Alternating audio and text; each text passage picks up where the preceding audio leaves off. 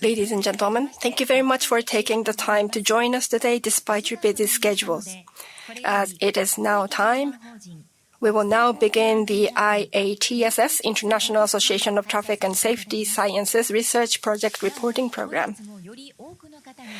Please note that we have participants joining remotely today so that we can accommodate as many people as possible. Today's session will feature reports on 4 projects from the 2025 research program and 1 project from the ATRANS project. The materials you have received should include today's schedule, reporting program materials, information on the awards, and a feedback form. In case you have any problems, please do not hesitate to ask the reception desk. For those participating remotely, please refer to the presentation materials and award information that were sent to you in advance.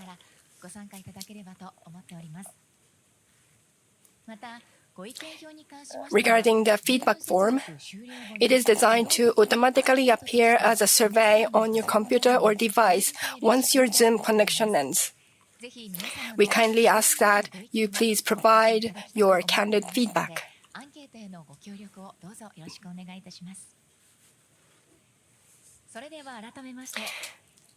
We will now begin the fiscal year 2025 IATSS Research Reporting Program. First, on behalf of the association, Kazuhiko Takeuchi, President of IATSS, will deliver opening remarks. President Takeuchi, please come up to the stage.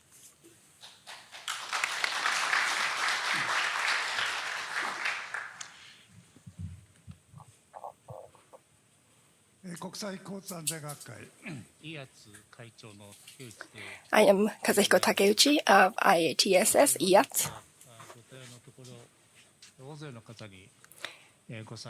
I would like to express my sincere gratitude to all of you for taking the time to join us today despite your busy schedules.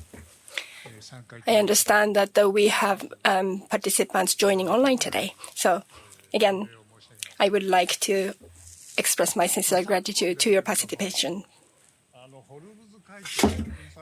So, in recent years, we have news like a closure of the home streets. I thought that that kind of topic is not relevant to my life, but there is an award program held in Dubai, and I am on the jury of that award program. And the jury meeting is going to be held in May. But yeah, I have been told that we should not join that meeting representing Japan because in Dubai, the situation is very a chaotic, like a closure of the airports and so on. So now, geopolitical issues are becoming pretty much relevant to my life through transportation.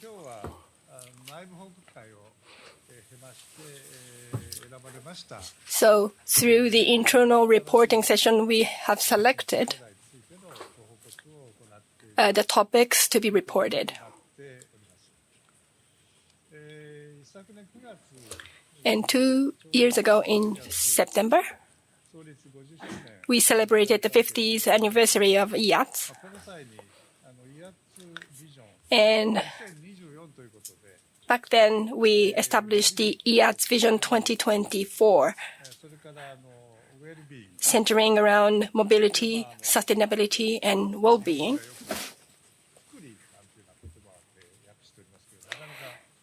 The term well-being, sometimes it's hard to translate into Japanese words, but these are the pillars of our vision. So we set that vision, and based on that, we are aiming to carry out activities so that we can contribute to the realization of an ideal mobility society. And in the last fiscal year, 18 themes, projects on 18 themes were carried out. And since I became the president, I have asked to shift our direction more toward being international. So as a result, we see many active project activities with a more international perspective. Today, we will focus on 4 of these themes and present their findings.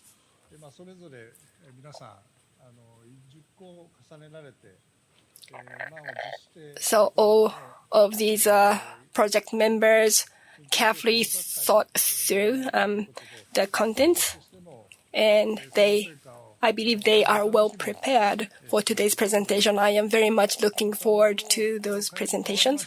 And after this program or session,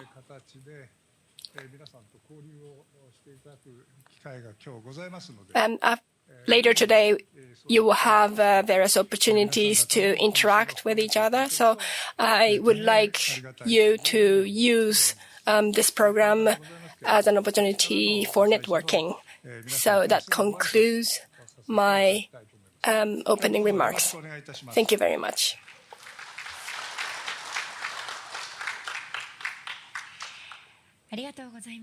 Thank you very much. That was President Takeuchi of the association.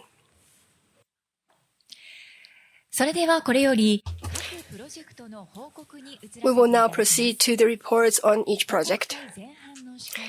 We have asked Professor Tomohiro Ichinose, Faculty of Environment and Information Studies, Keio University, and a member of IATSS, to serve as the moderator for the first half of the program. Professor Ichinose, please take the floor. Hello, everyone.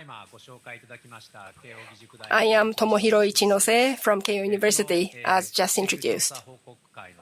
I will be serving as the moderator for the first 2 reports in the first half of this program. For each project, we have scheduled a 25-minute presentation followed by approximately 10 minutes of Q&A. We encourage everyone in the audience and those participating remotely to actively contribute to this discussion. The first presentation in the first half is project number 2502A. The theme is Research into the Best Way to Disseminate Traffic Safety Information to Increase the Use of Junior Seats. The presenter is the project leader, automotive journalist Rumiko Iwasada. Please go ahead.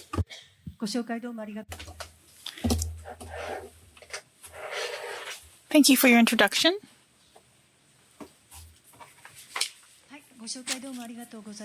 Thank you for your introduction. My name is Iwasada Rumiko, project leader and automobile journalist. So this time we'd like to share research into the best way to disseminate traffic safety information and increase the use of junior seats and our findings. So first of all, I'd like to start with talking about our project members. We have multiple different people joining, also from the National Police Agency and other places who are joining as observers from the Cabinet Office and also Chief Researcher Daiichi Life.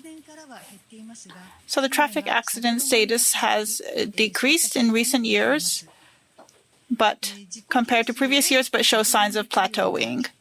So while existing measures remain effective over the long term, the diversification of mobility has led to an increase in new types of accidents. Are the rules for safe use, especially for bicycle and e-scooters, failing to reach the public? Because of the variety of the new rules, a lot of the users are not able to comply, to follow the rules, and to keep up with it. So the question here is, are the rules even safe for use? And is information reaching the necessary information reaching the public? So with the rise of internet, the ways that people get information has changed greatly. So until now the primary information spots have been through public institutions and manufacturers and also through mass media. And so a lot of information has been naturally passed on. So it's called the push style, which has been reached many people. However, with the rise of the internet, now users are more focused on social media to gaining only the information that they are interested in personally. So it's a pull style. So this other information has less opportunity to reach the users. So now it has made it difficult for safety information to reach those who are relevant. And during that time, last year in Fukuoka in 2024, there was a light car driven by a mother drifted onto the oncoming lane and collided head-on with a transit bus. And two sisters, aged 7 and 5, in the rear seat were fatally injured. So both children were not using child restraint systems, but 3-point seat belts. So now here we'd like to talk about the types of child restraint systems. So starting with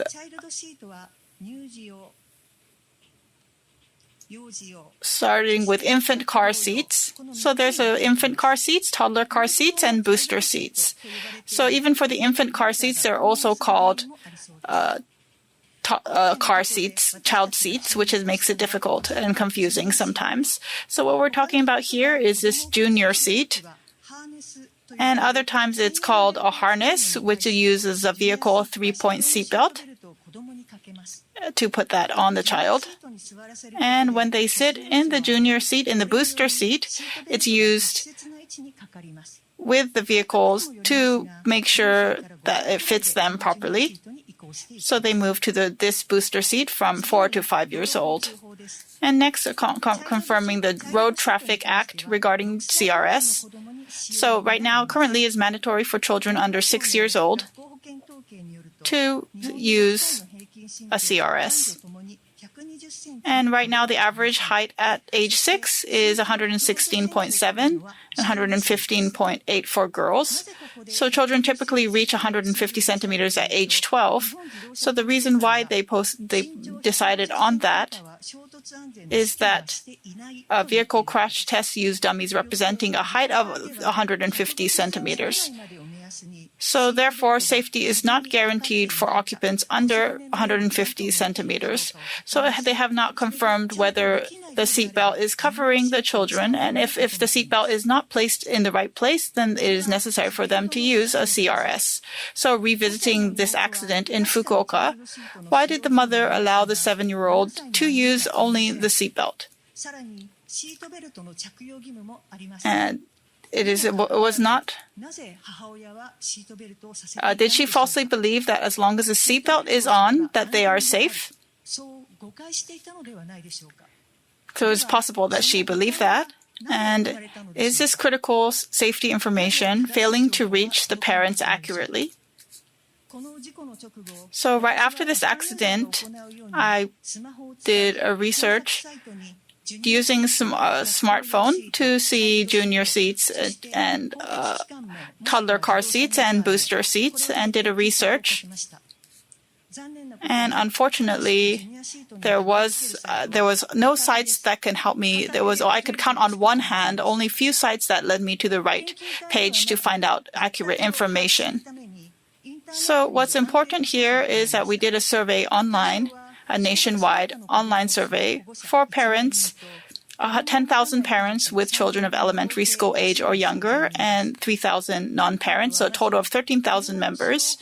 And this survey included items regarding CSR, licensed car ownership, and usage rates of child junior seats, and also regarding items regarding CSR. So first of all, we found out whether the parents were using child restraint systems. We could see the green and the light green, which is showing that a large a majority of the people are using child restraint systems. However, for booster seats for children 6 years older and above on local roads, it went down to 65.5, and seatbelts for children 6 years old and above on local roads was 77.1. So it was more common to use seatbelts. And the reason for not using booster seats was because the reasons here were because I felt like I heard that a seatbelt is fine once they turn 6, or because I think or thought that the vehicle's seatbelt is sufficient. So there was a lot of misunderstanding in this area. And then we asked, at what stage do you believe it is desirable to continue using a booster seat to ensure proper seatbelt fit? And there were 12.5% who thought that it needs to be used for individuals under 150, and some answered that as long as the seatbelt fits the child. And also, child risk perception and child restraint systems showed that risk awareness may be particularly influential factor in the use of booster seats. So we also discussed about the interest of the parents and their interest in the attention to the children's health and hygiene was very much related to the child risk perception. And those who answered that they will use a seatbelt for their children or a junior seat for their children is also very much correlated. So those parents who are generally more aware of their child and the risk perception is more likely to use a CRS. And this is responses when being asked by a friend or acquaintance to drive their child in your car when a child restraint system is not available. This is the green of the people who are able to say no, but this light green is people who want to say no, but they have difficulty saying no. So if they felt like it would influence or make their relationship with the parents not good, so they were hesitant to say no. And next is trusted sources, the sources of information regarding driving and passenger safety from trusted information sources. And it seems like the information that they get from car dealerships or dealers is very low here. So mostly number one was information gained from family. However, what they mean, we don't know exactly how they get this information from their family members. So it could be, often it is the males or the men in their family. And often the safety aspects, so it may be affected to communicate towards the males in the family. For example, in the lecture of companies that men receive before they join companies, it could be beneficial to share that lecture. So even that is important that the primary information is accurate. And also touching on frustrations when researching child restraints. The most common frustration reported is that information issued by the government is either difficult to understand or does not provide the specific details needed. So those were the main frustrations. So when is the timing of information gathered regarding child restraints? A very top answer was when seeing or hearing news about traffic accidents involving children on TV or in newspapers. And so while there are people who research online on their own, there also are those who don't take any action at all. So for those people, it's important to approach through a subliminal effects. And what was most effective locations for poster display was in kindergartens, nurseries, and schools. That was somewhere that was highly effective, especially for CRS. Other impactful locations include children's specialty stores and supermarket shopping malls to communicate directly to the children as well. And when we talk about age groups where child safety awareness is most prominent, shows that even first grade and third grade is important, and for girls to approach them lower, and for boys a little bit higher in age is the difference in their progression. And here we also discussed with expert interviews, Dr. Ian Pike, professor from British Columbia. And also we talked with ITARDA and JAF as well. So he is in collaboration with the National Research Institute of Police Science and JAF and ITARDA, and he evaluates the effectiveness of social marketing campaigns aimed at increased the use of child restraint systems. And he focused that communication is same as marketing, repetition is key, and consistency across various touch points is essential. And we also talked with Mr. Michihiro Okumura, who is a professor at Tokyo City University and a former reporter of Yomiuri Shimbun and other news sites. And then reading this, so not that many are looking into the accessibility. So AI and the PDF to simply apply the so avoid simply uploading PDFs and use HTML format instead, and also update content constantly so that AI does not pick up outdated information. So as he says. So Dr. Yuichi Motomura from Nippon Medical School Chiba Hokuso Hospital Emergency and Critical Care Center says, internal organ injuries caused by seatbelts are common. So if the belt rises up onto the neck, it can cause cervical spinal cord injury. And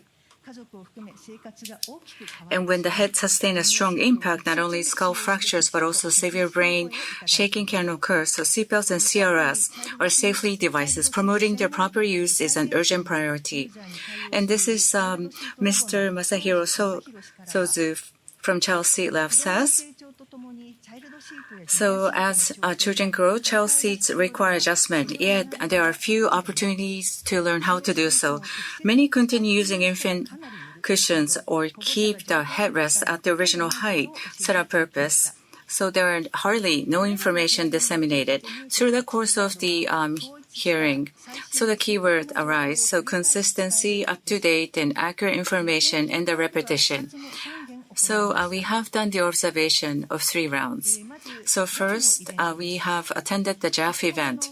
As I have said before, based on Mr. Ian Pike's advisement, we have worked collaboratively with the National Police Agency and the prefecture groups, and especially during the spring break, Ibaraki Prefecture's shopping mall, and in the vicinity we have distributed the leaflets and also posted the posters so to gain more exposures. According to JAF, it has not really been disseminated yet, but soon afterwards, when the survey has taken, this has really certainly was a great testament to this awareness that has risen.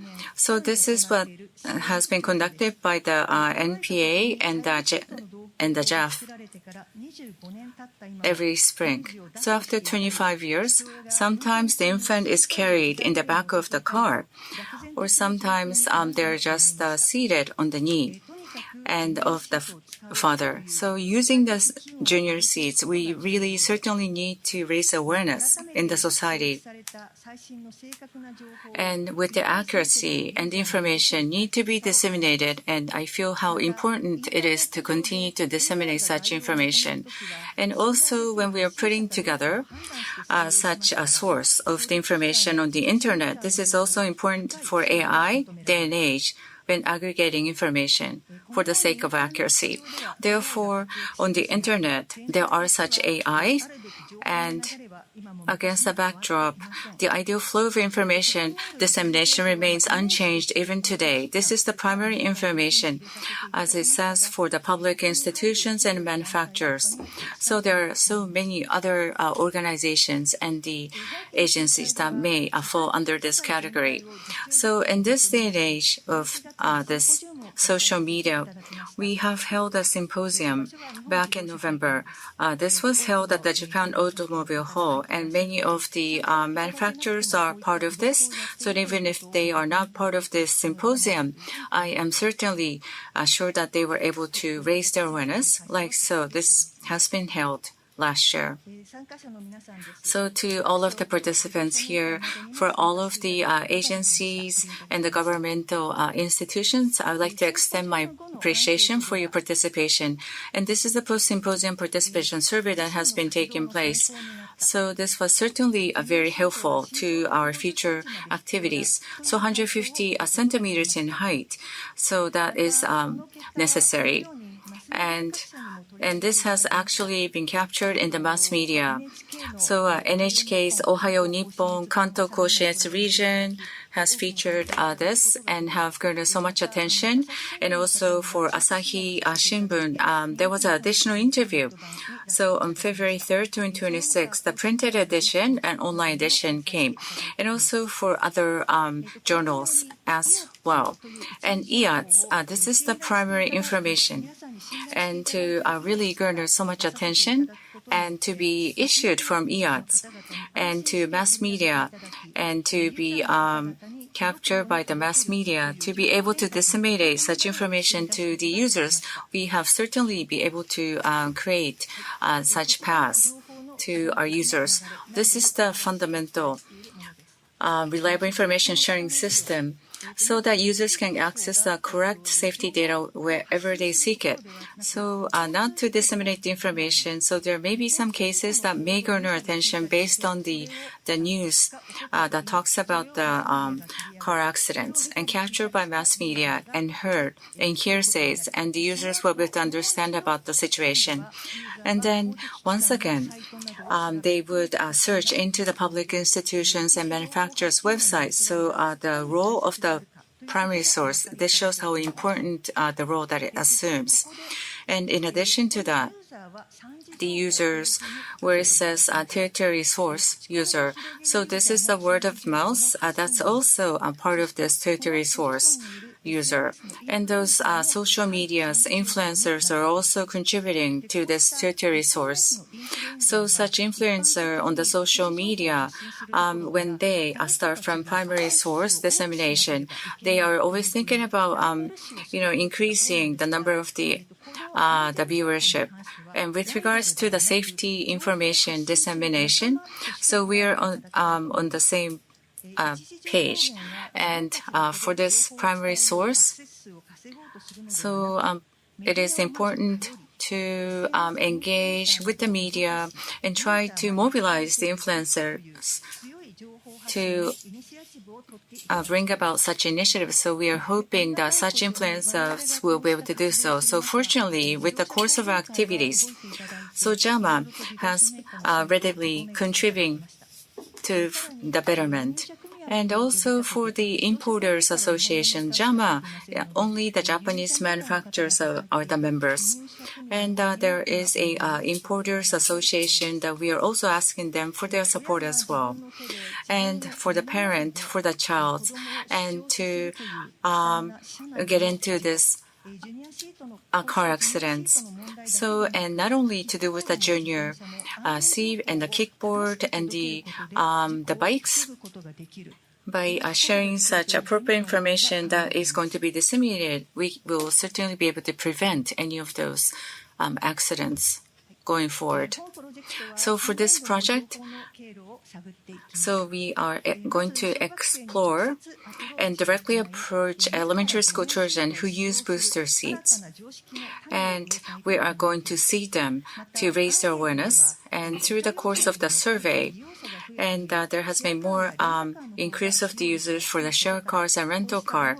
The utilization rate is lower, so therefore we certainly feel that we need to disseminate such information, and we would certainly like to engage in the series of activities. I would like to reiterate the information. We can certainly reduce the number of the victims and the doers. So in the primary, source and secondary source and the tertiary source. I know that all of us are part of that source, and adults need to assume the roles and the responsibility to disseminate those appropriate information so that we can change for the betterment of our future. That's all from myself. Thank you very much for your kind attention. Thank you, Ms. Iwasada, for your presentation. So next we'd like to move into the Q&A. For those here, please feel free to raise your hand, or if those who are joining remotely, if you can raise your hand on Zoom or use the raise your hand button.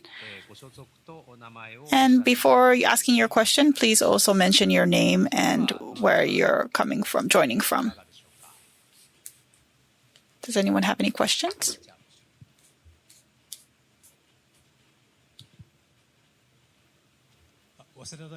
So I'm Kato from Waseda University. Thank you for your wonderful presentation.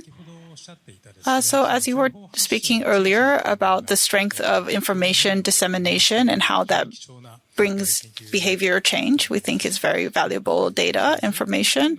But when we talk about information and it reaching the place of the mothers and in their daily lives, so our question is how much it can be effective in rewriting this information. Many people maybe have not been involved with any traffic accidents, or so even if they hold the baby on their lap or they didn't use child seat, then they may have experienced being safe or not having any accidents.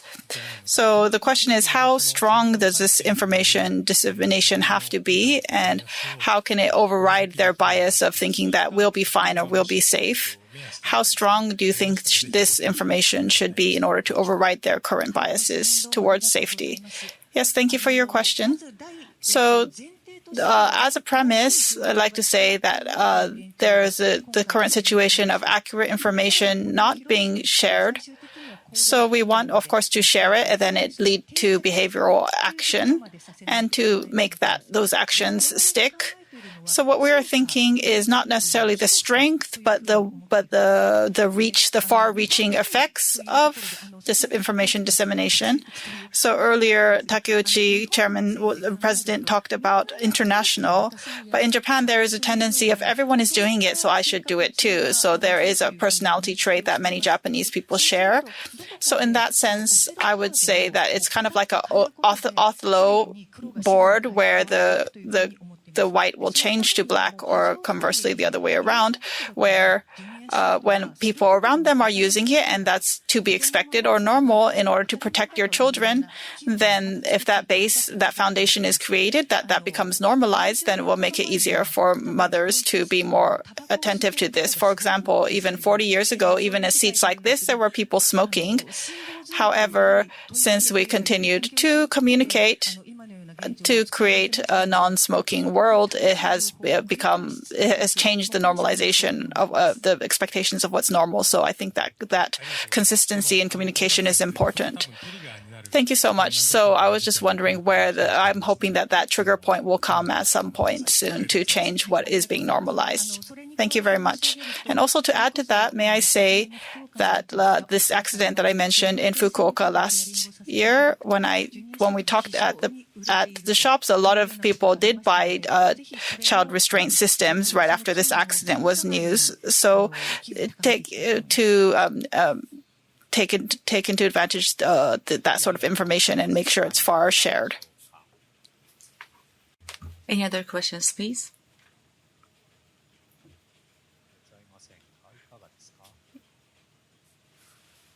It seems not. If not, then if I may, I would like to ask you a question. So you have talked about this and internationalization. So in the global arena, how is the situation in the U.S. and Europe? The utilization rate of junior seats.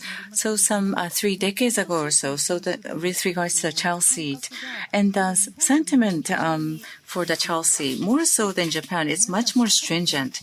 So all of the users, they are very much aware that they have to use the child seat. And then for the case of Italy, so when it comes to Italian people, they're not so, strict about the rules that they may be perceived. However, in the case of Europe, Germany is spearheading the way in those areas, and that has really extended to Latin America as well.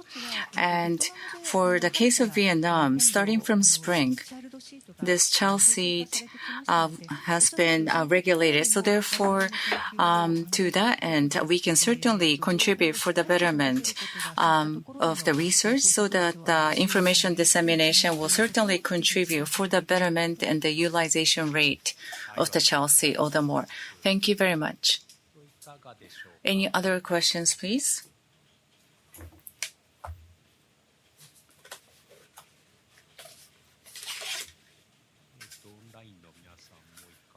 So how about the participants from online?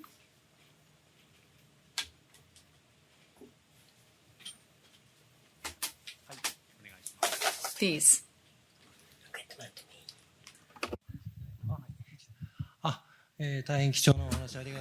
So thank you very much. This was such an informative session. My name is Takayama from Frontier Corporation. So in your report, a research project, a report meeting, we may be descoped from here, but when it comes to the laws and regulation, any of the activities that you are trying to engage so that it may really impact the laws and regulations or anything that the children need to be always on, this type of the child seat utilization, are you thinking about making such a movement to that far?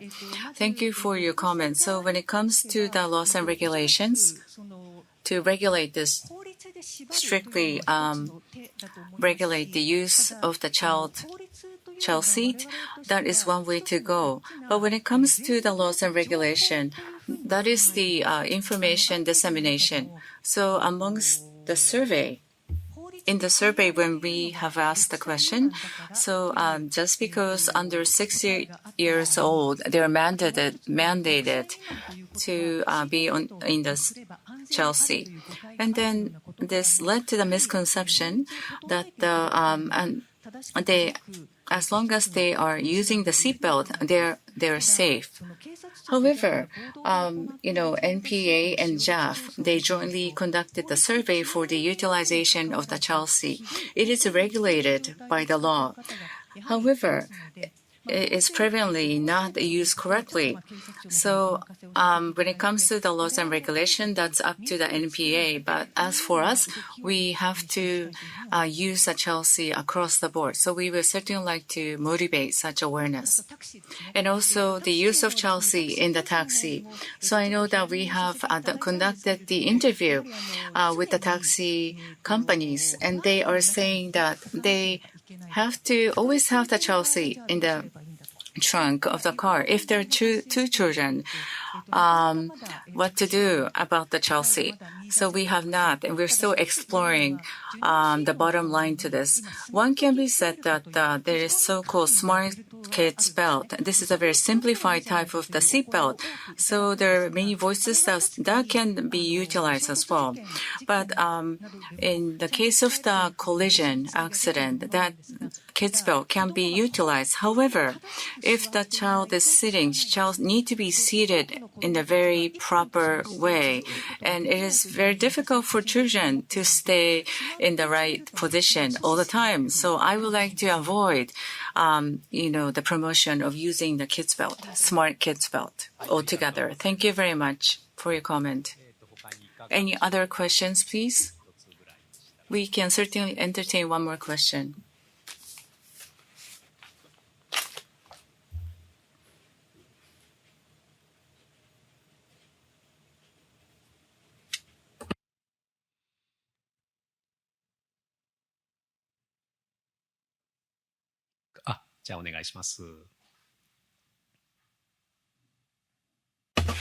Yes, please.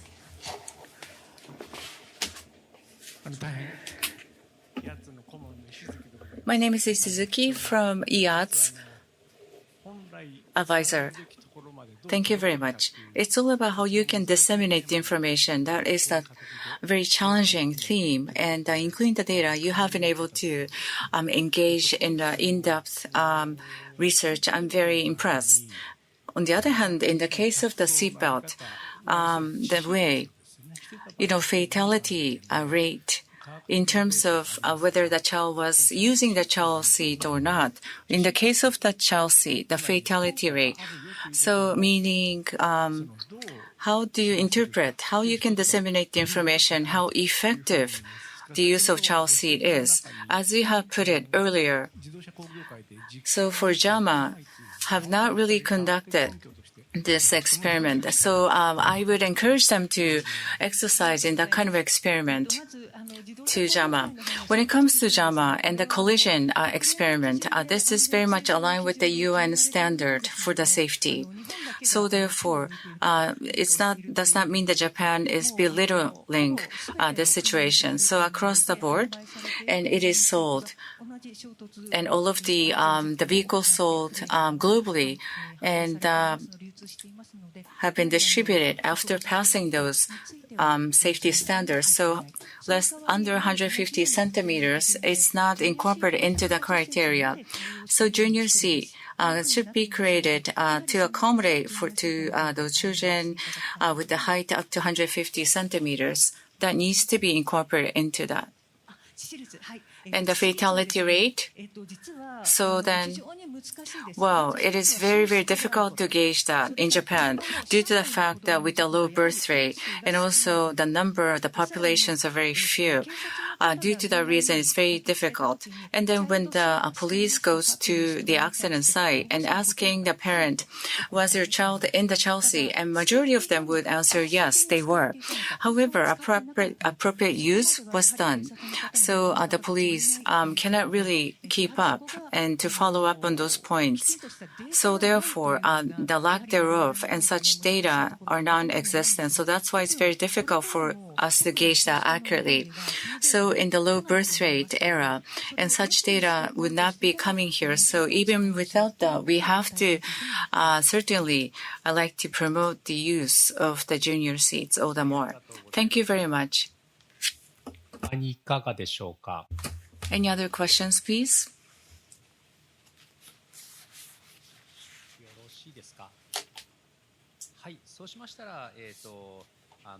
No? Okay, then thank you very much, Ms. Iwasada, for your great presentation. Thank you very much.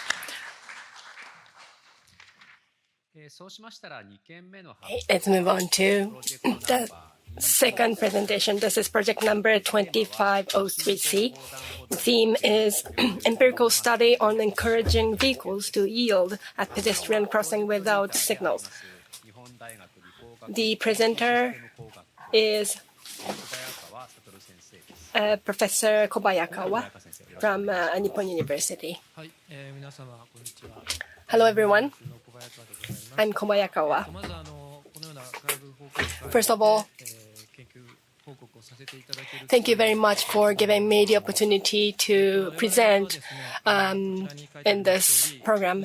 And as we see here, our theme is Empirical Study on Encouraging Vehicles to Yield at Pedestrian Crossing Without Signals. This is a 3-year project, and I would like to report the results of our 3-year research activity. These are the project members.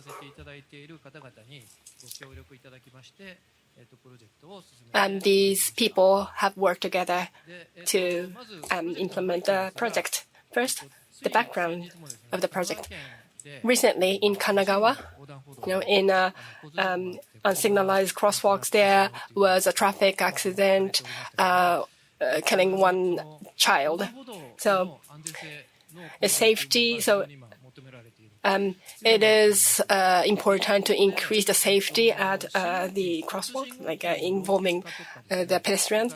But there are issues like maintenance, aging of the traffic signal, and maintenance of that. So I think there are many requests to install new signals, but it is not really possible to accommodate all those requests.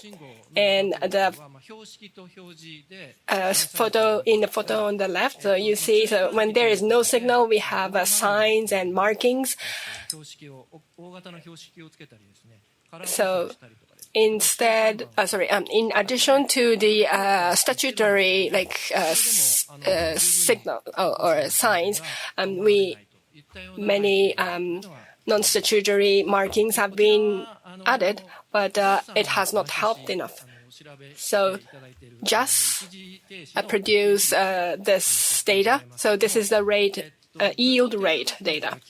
So it had been flat, but after 2020, it has been on an increasing trend. And I think this is partly due to a strengthened enforcement, but still the national average is 56.7%. That means 40% of the drivers do not yield.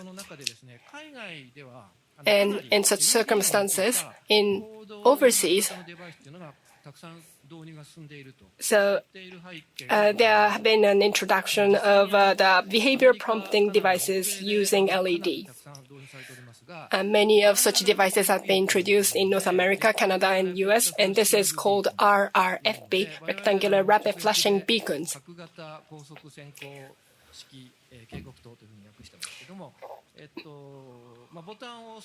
So a pedestrian pushes the button and then the flashlights starts to blink and the prompting the driver to yield or stop.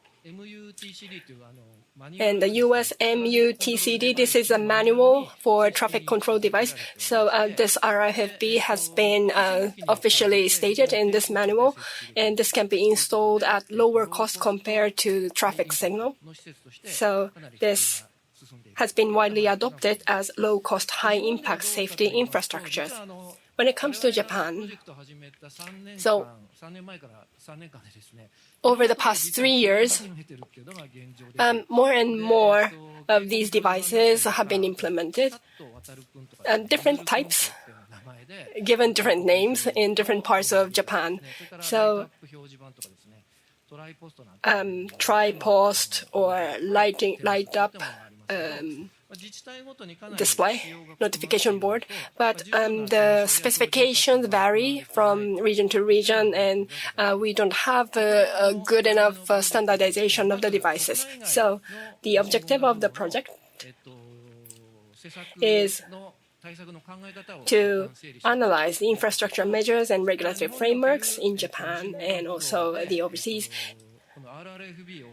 and also to study driver and pedestrian behavior at unused signalized crossings in Japan to evaluate the effectiveness of RFBs in prompting yielding behaviors. So first year, we studied the cases overseas, and in the second year, we installed this device, and the third year, we analyzed the results. And I would like to hand over to Yoshimura-san, who actually managed the project.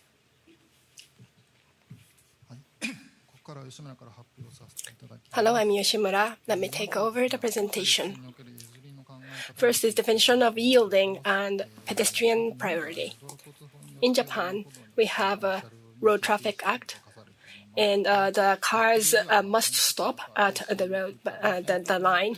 But in North America, so there is a concept of right of way, and the cars are supposed to yield. So,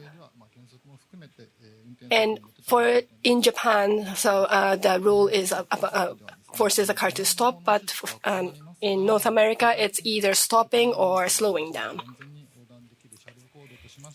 And so here in this project, so vehicle behavior that enables a pedestrian to cross safely is defined as yielding. And then this includes full stop and significant deceleration, and the yielding rate is an indicator to measure that. So this is about RRFB. And this is defined as a device designed to increase driver awareness and visibility. And RRFB is and is a part of other pedestrian safety measures. They have different classifications like a basic warning beacon and control. RFB is a warning beacon. So in this project, we verified whether this kind of device can gain a similar effect in Japan. And next is decision matrix of RFB implementation. So in the US, they use different factors like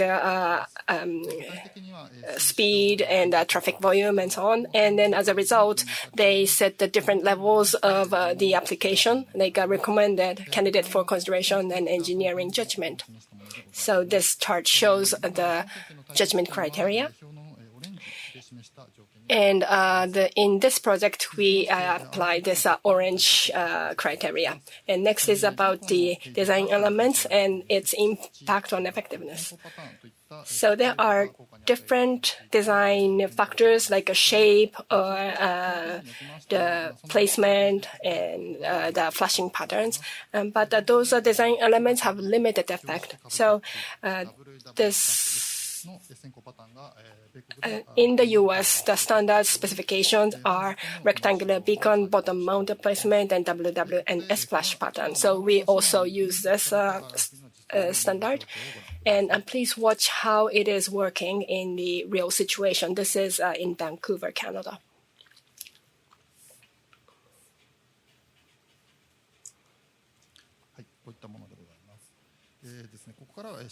And next is about how we implemented the social experiment. So we collaborated with police and other institutions.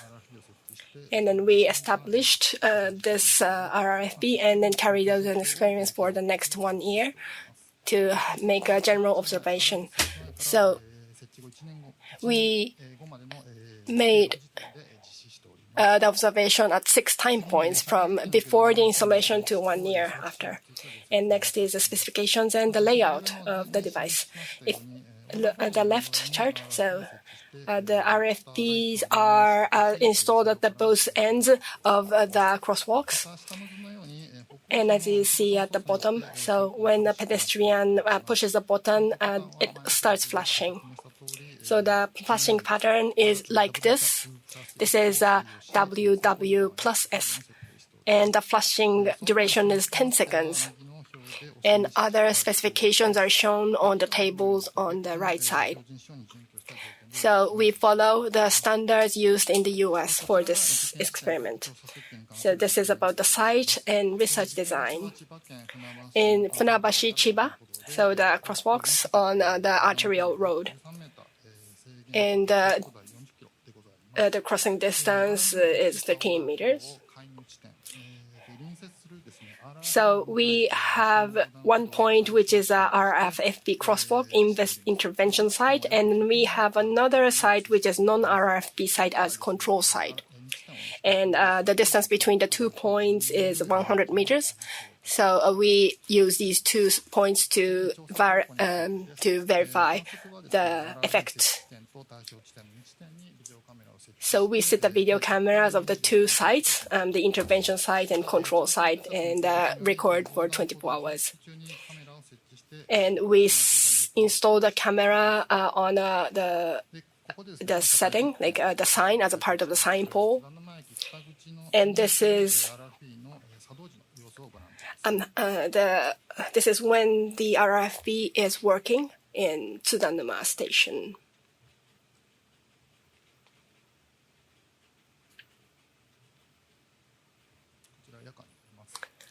Nighttime.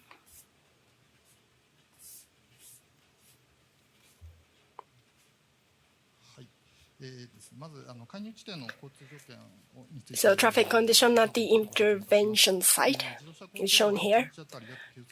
The traffic volume is about 9,600 vehicles, and average daily pedestrian is about 5,600. And next, we'd like to talk about public awareness campaign for social implementation. We passed out flyers, and about 8,300 copies of total distribution in local resident facilities near the station, business associations, etc. And also around the station, we've done outreach activities, flyer distribution, and poster display. So this is for direct outreach to pedestrians directly. And here's also some media coverage for this social experiment. And from here, we'd like to talk about trends in driver yielding rates and button activation. Here on the left side, you can see the combined trend for both flashing and non-flashing states. And if you can see, the driver yielding rate before was 43.4% pre-installation and went up to 62.4% in 12 months post. So this is a roughly 19-point percentage improvement.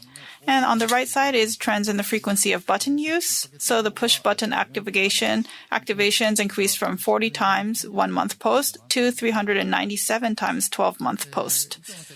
So seeing from these results, we could see that using these sort of things can be very effective.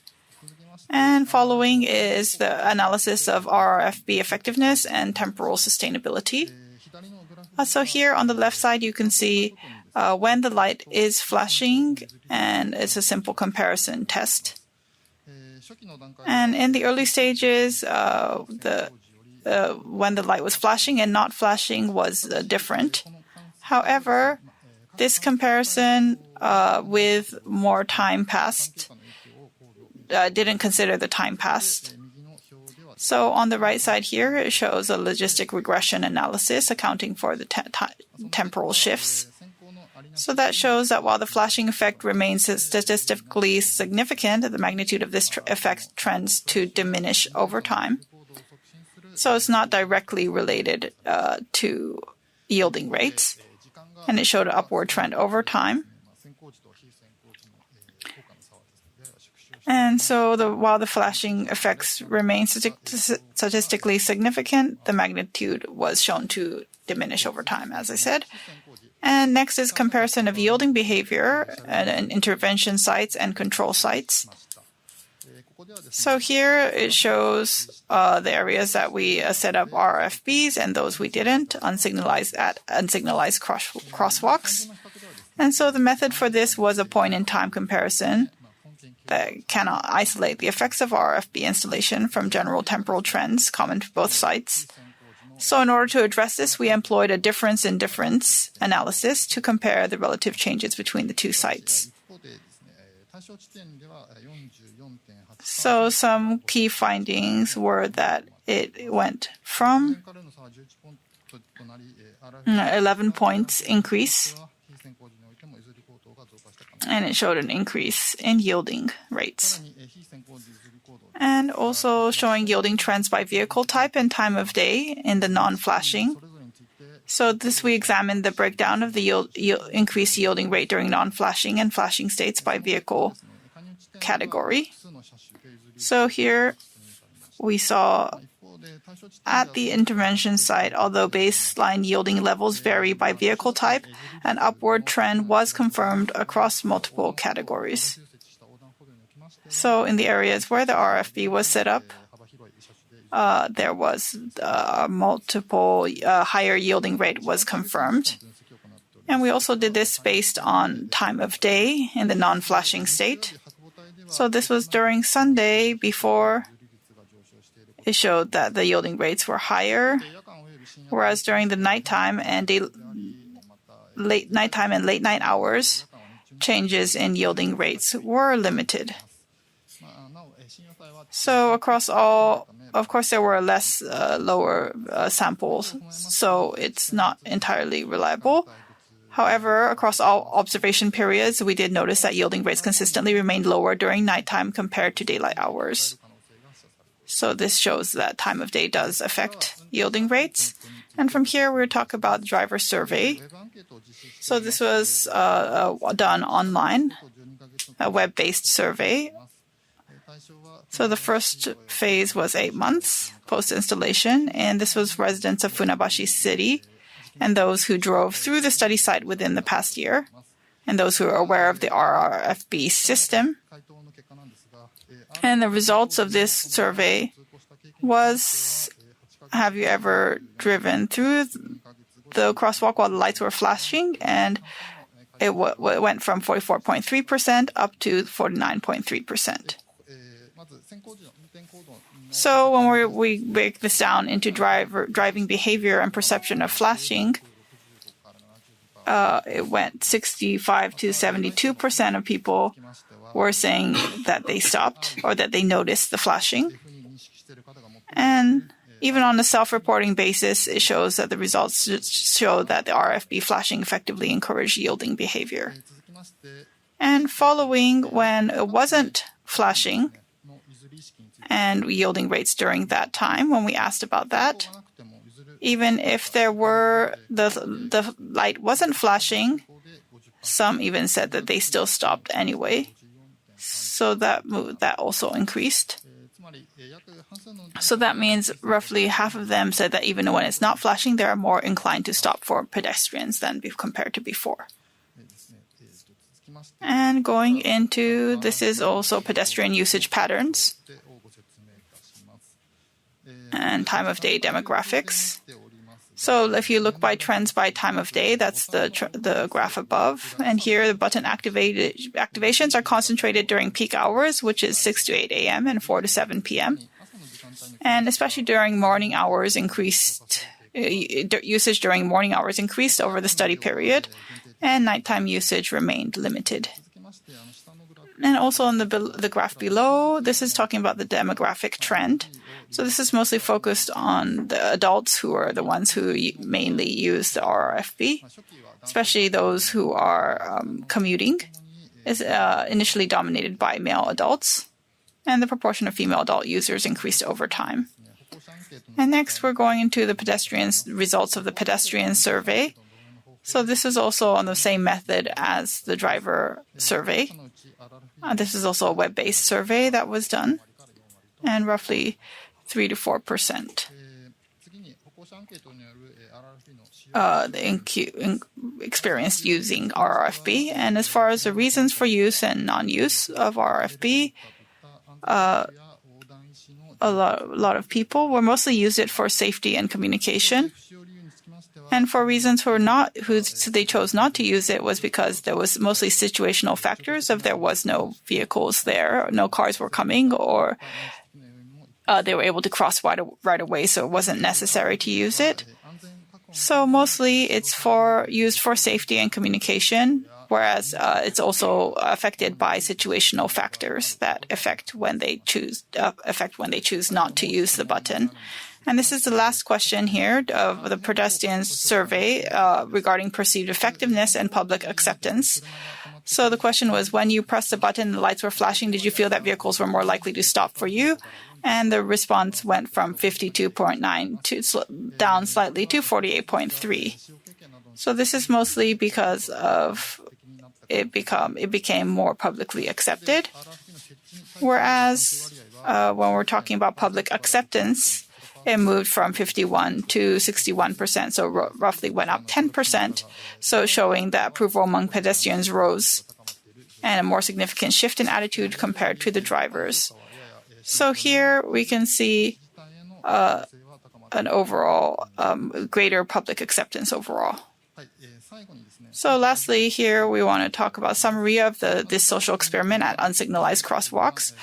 So first is vehicle yielding rates during flashing periods improved significantly. So we found that is very highly effective when positioned as activation-based device to prompt immediate driver response, and also impact on yielding behavior during non-flashing states also showed that the mere presence of the RRFB installation may contribute to a baseline improvement in yielding behavior. And third is pedestrian usage and evaluation, showing increased public support. So the conclusion is that unlike traffic signals that rely on legal regulations, RRFBs encourage behavioral change in drivers by visualizing the pedestrian's intent to cross. So therefore, continuous monitoring and further verification will be essential to evaluate their long-term effectiveness in Japan. And regarding lastly, I'd like to talk about institutional challenges for social implementation. So regarding the guidelines for implementing it in Japan, the left side is the FHWA Step Guide Safe System Approach for Intersections and Crossings in the USA. And from the top, you can see showing the pedestrian volume and the traffic volume and the relation between them. So this is a standard of it, whereas the bottom is showing the traffic volume and which crosswalks to target. And it's showing a variety of factors. So this is the standard in the USA, where they mostly focus on pedestrian volume and traffic volume and take both of those things into consideration and to decide on the safety factors. Whereas on the right side in Japan, where they decide on whether to set up a traffic signal is mostly based on traffic volume in general. So while guidelines for non-statutory road markings exist, a systematic framework for the step-by-step selection of pedestrian crossing countermeasures is not clearly defined.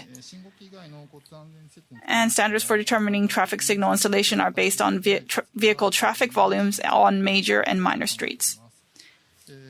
So therefore, some challenges are that we find it necessary to clarify the regulatory standard status and positioning of pedestrian crossing countermeasures other than relying only on traffic signals. And another aspect is institutional challenges for the social implementation of RRFB. So there's an administrative and regulatory framework. So it's necessary to clarify the division of roles and strengthen cooperation between road authorities and traffic managers, so the police. So here it shows the RFB that is equipped cross-road in Toyota Aichi Prefecture.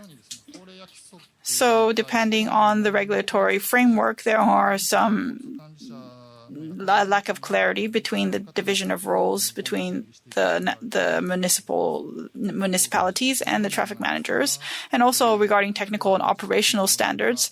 Although similar devices have been introduced in some municipalities, specifications and operational methods are not yet standardized. So whether it's activation type or sensor-based type is not clearly standardized yet. And also regarding the cost, also, while it's recognized as a low-cost solution in North America, domestic cost-benefit data remains limited due to the small number of installations in Japan. So, taking all those things into consideration, our recommendation is to evaluate the feasibility of RFB implementation. It's essential to systematically address institutional, technical, and financial challenges in addition to verifying its effectiveness. Thank you for your time. Thank you very much for your presentation. Let's start the Q&A session. Those who are in the room, please raise your hand, and those participating remotely, please press hands up button. And please make sure to say your name and affiliation before you start your question.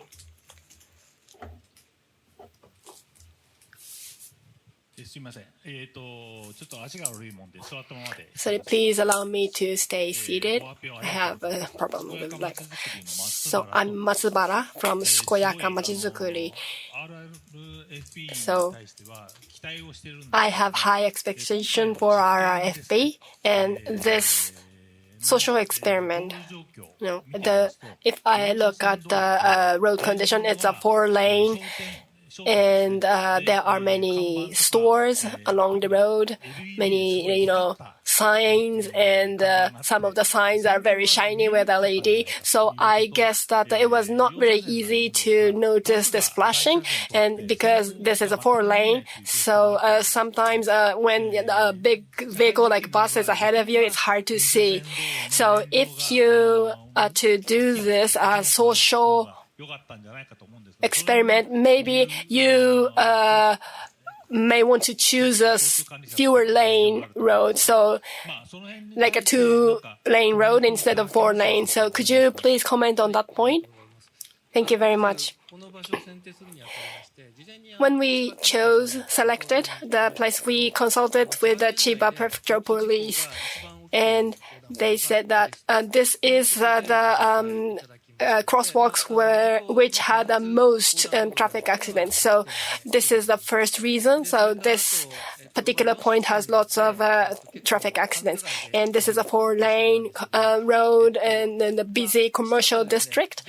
Yes. And because we wanted to collect data, so we wanted to choose a site where both traffic and pedestrian traffic, the vehicle and pedestrian traffic is both high. And Miyagi Sendai, the other day, we did the similar experiment in 2-lane road, but there are many jaywalk, not really properly cross the road, jaywalking. So the pedestrians do not really use the device.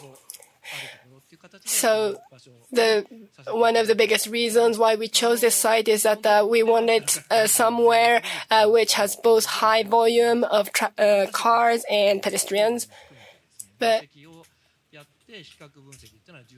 I think, as you say, it is important to compare different sites with different conditions. And about the buses, we received comments about this particular crosswalks, it is very dangerous because of the bus, the car drivers cannot see that the flashlight. So. And about the neon signs along the road,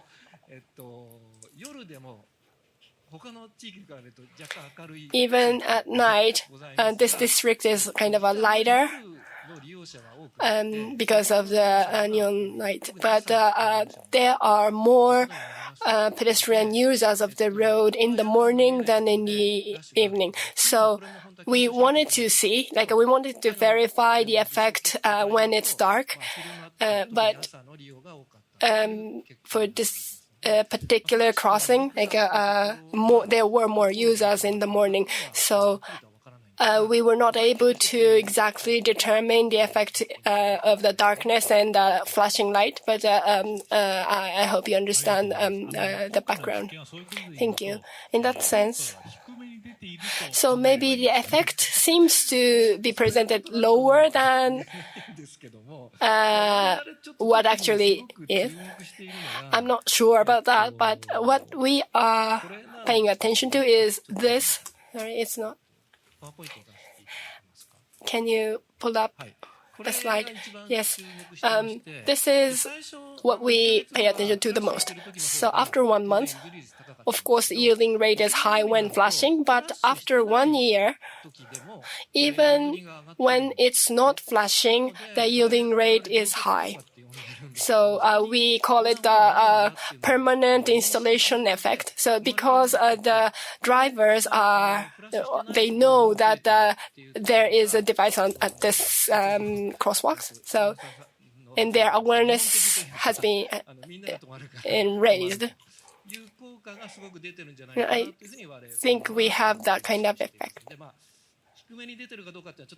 I'm not sure whether this result seems lower than how it should be, but I think this is very unique that we have improvement in the effect of yielding rate at the non-flashing period. Any questions? Any other questions?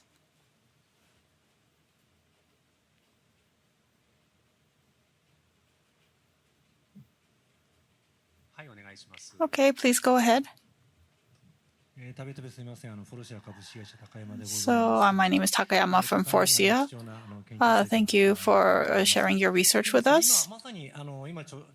So just now in this slide that you were just showing about temporal sustainability and permanent effect, and also when it's flashing and when it's not flashing, and then also when the driver survey, when you were talking about, they're talking about whether they're more likely to yield even after a year. It seemed like this numbers are kind of overlapping.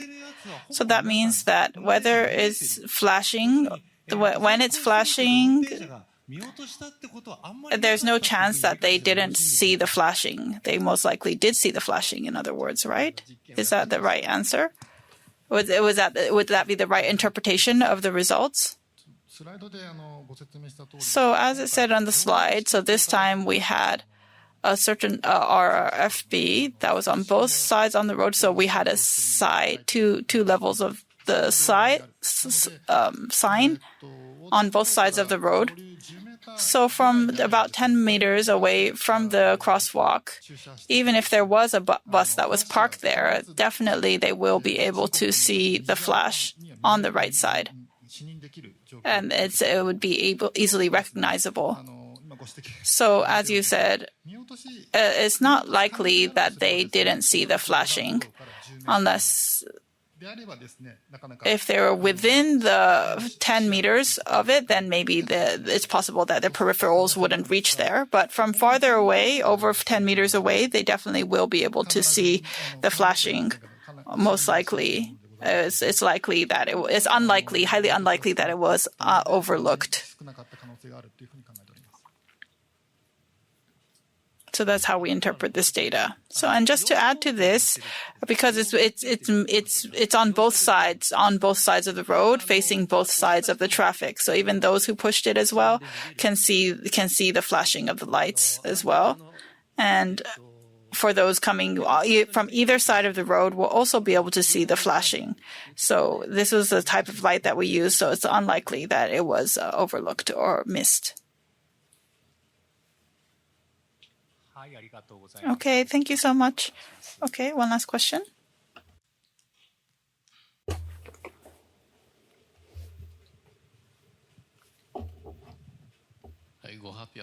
Thank you very much for your presentation. I'm Ogawa from Iwate Prefectural University. And your theme selection is very easy to understand. And it is very interesting. And my question is, page 25. Yes.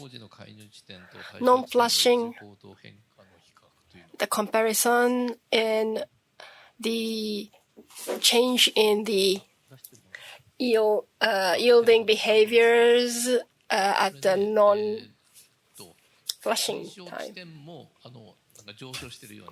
It looks like it has increased in the intervention side. So how far away? 100 meters? There is a control site without RRFB.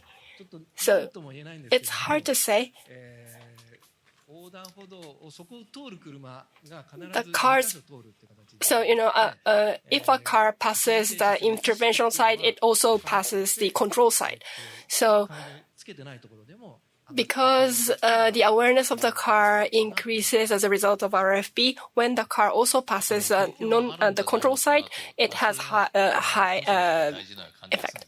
So, okay. Other than these two sites during this period, maybe, whether the yield rate increased or not during the same period, that's a question.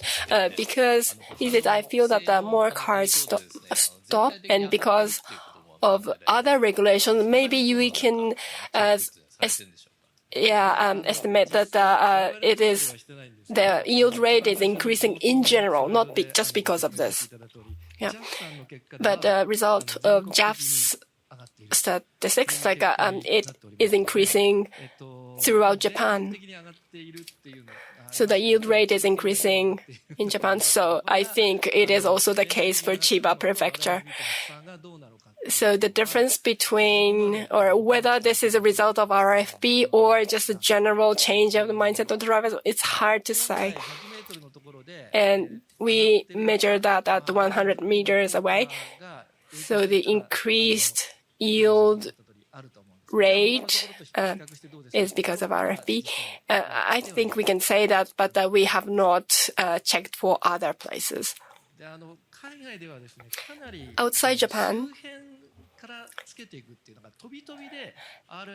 it is the case the installation of the RFB start at one point and gradually spread from this particular point, not sporadically. So, and that kind of approach will help drivers have higher awareness, about the existence of RFB. Okay, so this is a case outside Japan. Maybe we can see a better effect if you exclude the impact of other factors. Thank you. Now, okay, it's time to close. Professor Kobayakawa, thank you very much for your presentation. That concludes the first two presentations. Thank you very much. Thank you, Mr. Ichinose. So it is now time to resume the second half of the research report meeting. For the second half of the session, the moderator will be provided by a director of the Social Systems Division, National Institute of Environmental Studies, and IATSS member, Professor Keisuke Matsuhashi. So, Professor Matsuhashi, the floor is yours. Thank you for the introduction. I am Keisuke Matsuhashi from the National Institute for the Environmental Studies. I will be moderating the three sessions in the second half of this research report meeting. As was in the first half, each project presentation will be followed by approximately 10 minutes of Q&A. We encourage active participation and questions from both in-person and remote attendees. So the first presentation in the second half is project number 2509C. The theme is a research on accelerating the dissemination of Japanese-style roundabouts. The presentation will be delivered by the project leader, Professor, Department of Urban Environmental Studies, Graduate School of Environmental Studies at Nagoya University, Professor Hideki Nakamura. Professor Nakamura, the floor is yours. Thank you very much. I am Nakamura from Nagoya University. As it is shown here, this is the project.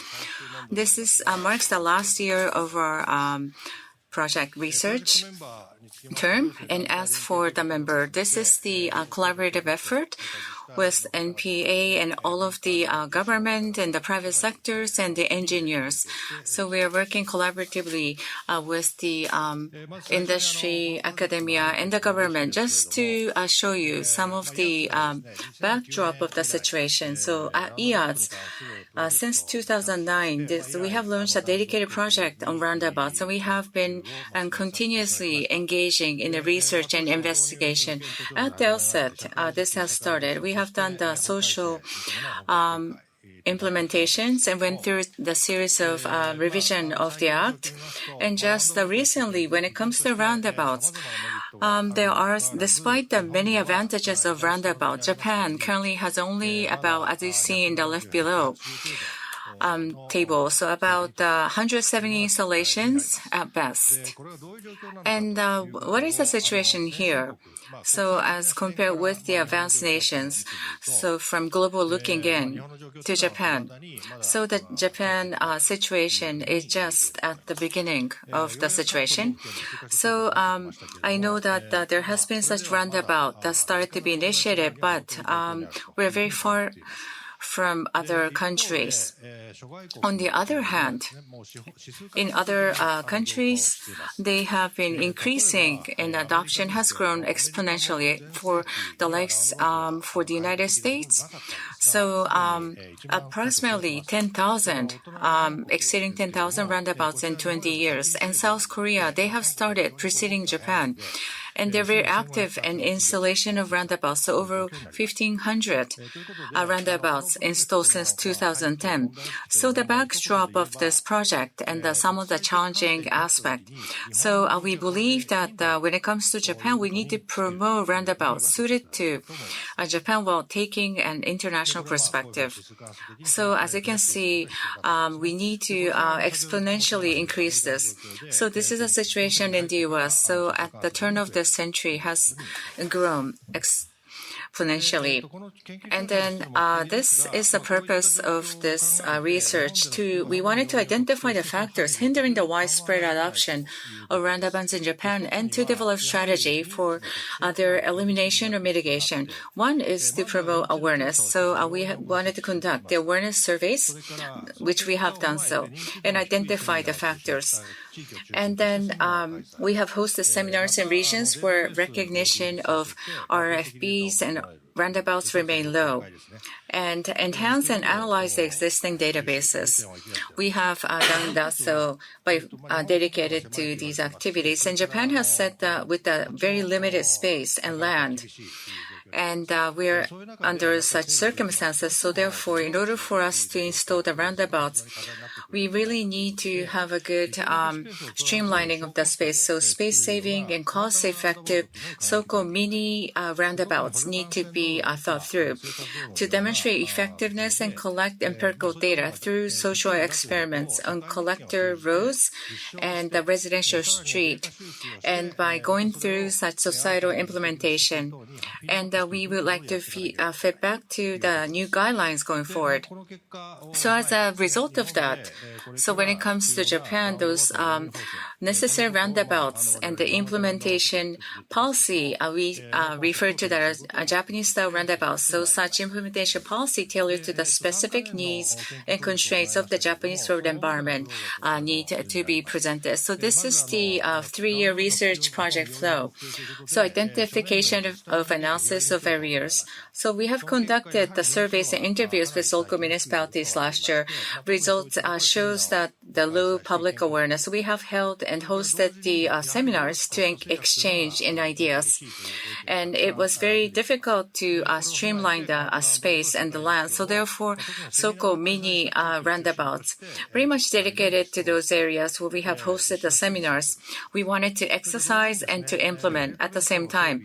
At the same time, the database and analysis of the database development status, and also looking outside of Japan. And then we have revisited and raised the awareness and understanding about the Japanese style, and to present the concept of roundabout implementation policy suited to Japan. So for number 1 and number 2, we had the opportunity to showcase this last year. And the first one is the promoting awareness and facilitating dialogue through roundabout seminars. In the year 1, this is a national municipal survey result that took place in 2023. To the right, the low awareness shows with the lighter color ones. In Nagasaki, Koichi, Totori, low awareness, as you can see. So at that instance, for roundabout, how many has been streamlined, as shown in the left side. They're very much aligned with the awareness, low awareness, and the number of the roundabouts. So year 2, at Nagasaki and Koichi, we have hosted the seminars.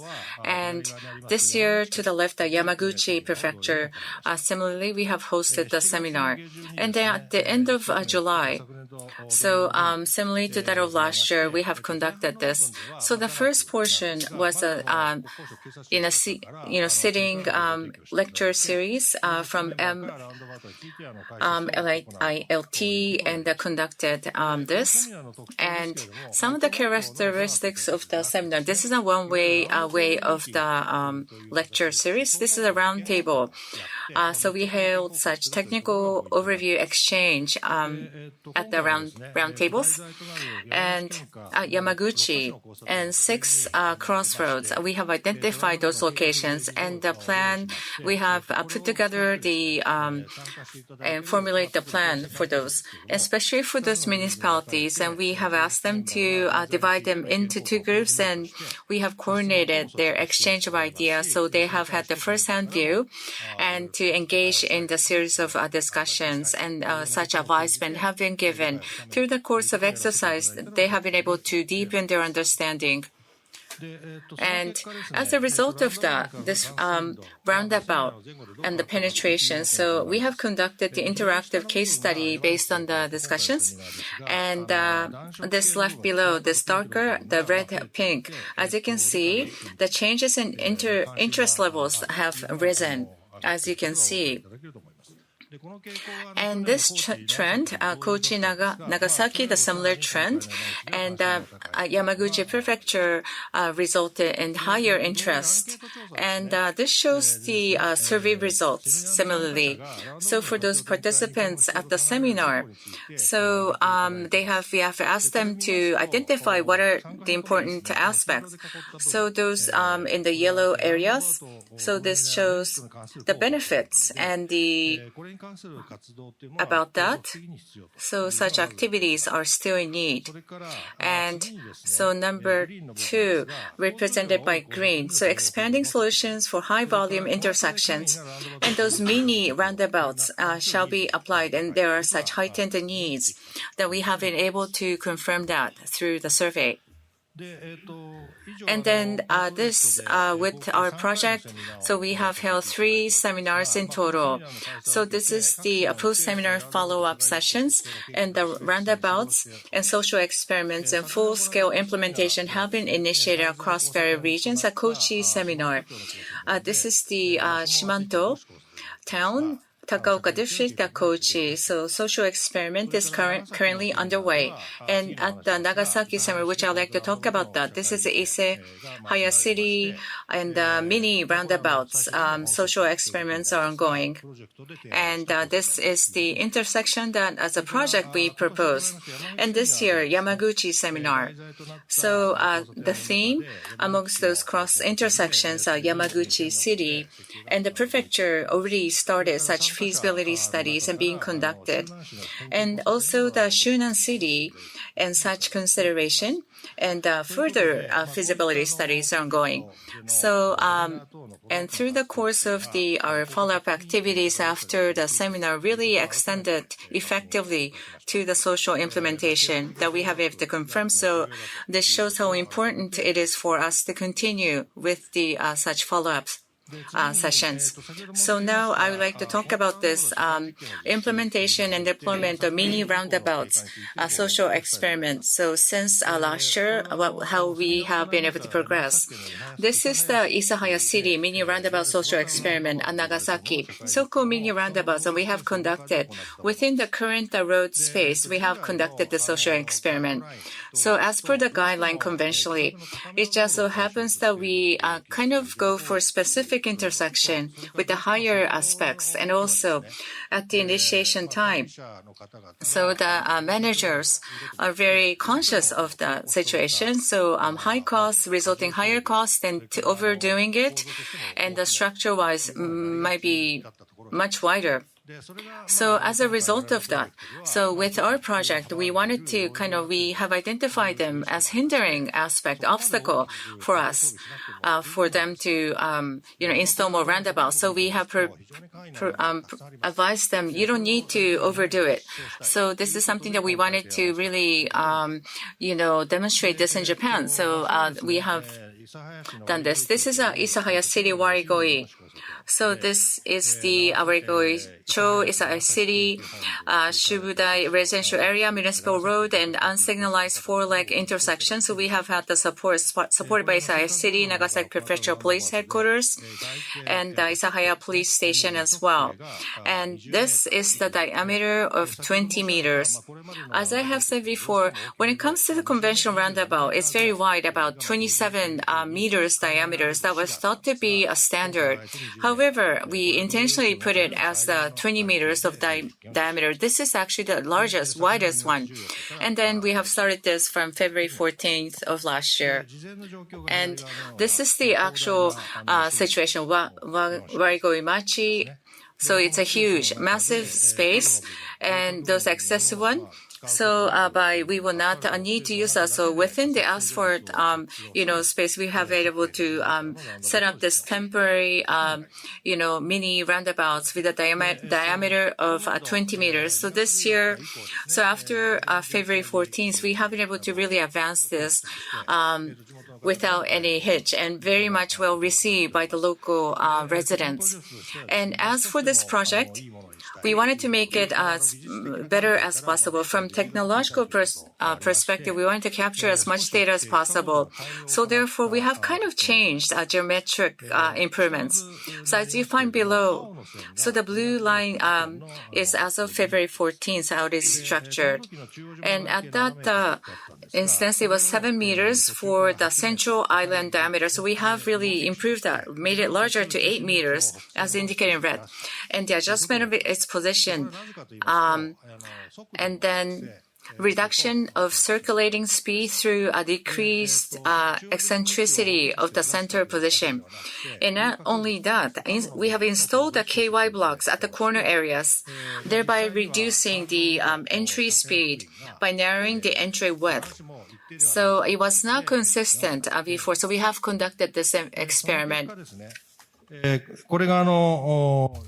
a result, this is a situation from February to July, from south to north, straight direction. So this is almost very straight line, the yellow arrow. So, and we tend to have different speeds from north to south and south to north. So starting July this year to March, so we made this modification to change the trajectory so that the trajectory north to south, south to north, they look similar. And as a result, the left side is before the improvement, right is after. So the y-axis is speed. So it shows the variability. So the middle line is 70%, bottom line 25%, top line is 75%. And the green one is north to south, north to south, and then the red one is south to north.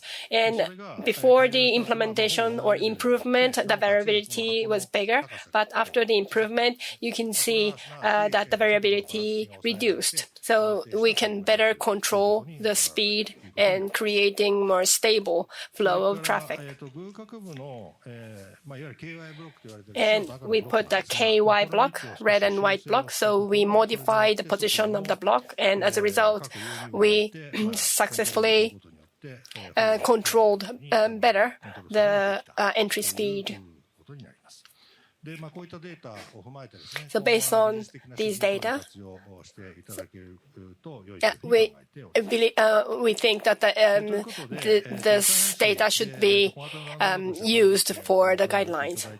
So this is our social experiment, and it's a higher and achievements and the way forward. So we were able to implement this social experiment starting at the seminar and also information exchange.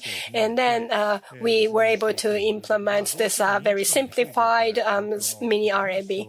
So I think this kind of approach is needed, especially when the public attention or awareness is very low about this issue. So, so this kind of approach is very effective, especially at the initial stage of the adoption. And we were able to demonstrate that it is possible to set up a mini RAB in the existing intersection space. So this roundabout is a diameter of 20 meters, and this is a kind of quiet residential area, so it is not likely that many many large vehicles run, and then the residents don't want to make that happen. So it was also good. And we were also able to acquire demonstration data, including the geometric structure data, so that we can use them in stabilization and control of the speed. And this experiment is continuing. So the changes that is being made is to increase the outer diameter. This started as of March 4th. So, and in the end, it is planned to further expand or increase the diameter to 27 meters RAB. By continuously collecting the data, we can collect the user data on 3 different sizes of our roundabouts with the same users. So the top photo on the right side is a current situation. Excuse me. The one at the top is the original 20-meter diameters, and the middle one is the current one, 25-meter diameter. And the plan is to expand that further to 27-meter diameters. So we aim to promote or propose the concept for the introduction of RABs for Japan. And we developed this roundabout database as part of our IATSS 2022 project. So we analyze the situation in Japan about roundabouts. So first is about road types concerning roundabouts. So the pie chart on the left side shows that, and then it says others. Others means municipal roads.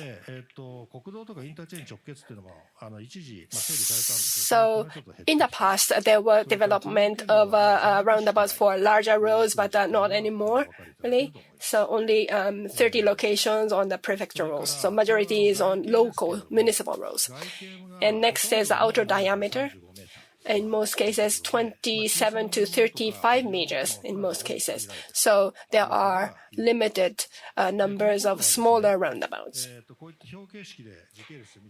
And this is a summary, historical implementation. And the green background is the after the change of the law. So from the top, the motorway interchange connections, that's at the top. And in the middle, the arterial roads, followed by others, or residential streets, and so on. So, sometime after the revision of the law, there were some implementation or initiatives, but that kind of faded out. And now the implementations are mainly on the municipal roads. So this is about the diameter, and red line represents Japan.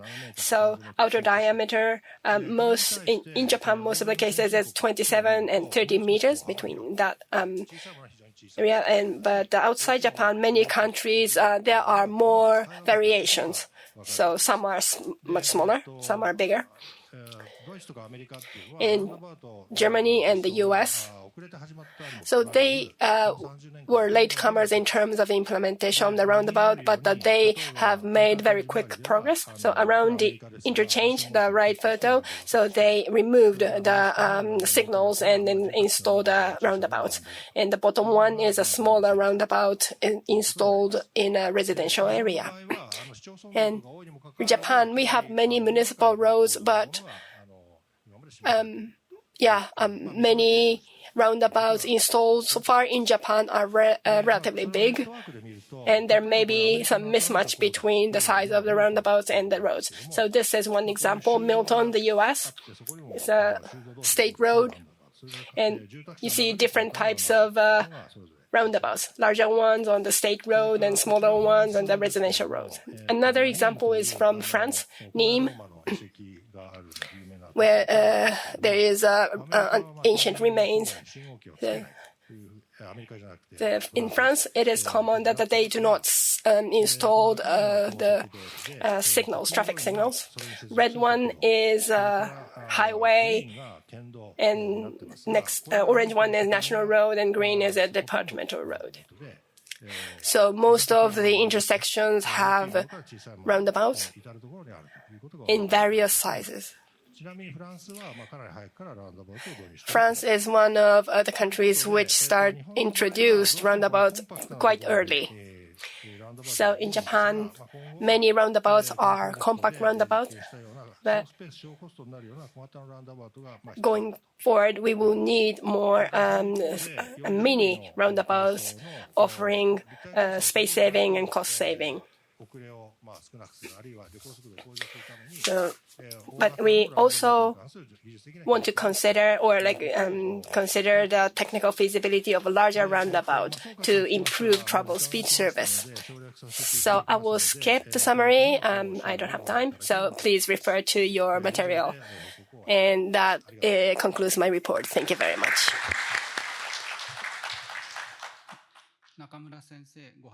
Professor Nakamura, thank you very much for your presentation.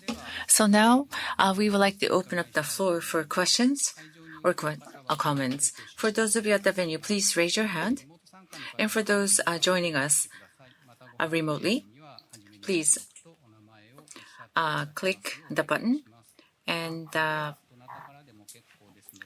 please begin by stating your affiliation and your name. Anyone is welcome to start. Please raise your hand.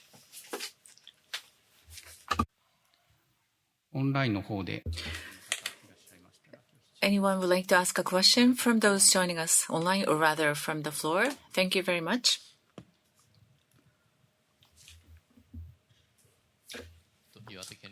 Iwate Prefectural University. My name is Motoda. Thank you very much for your presentation. So every time I am very impressed by how much effort that you put into this project.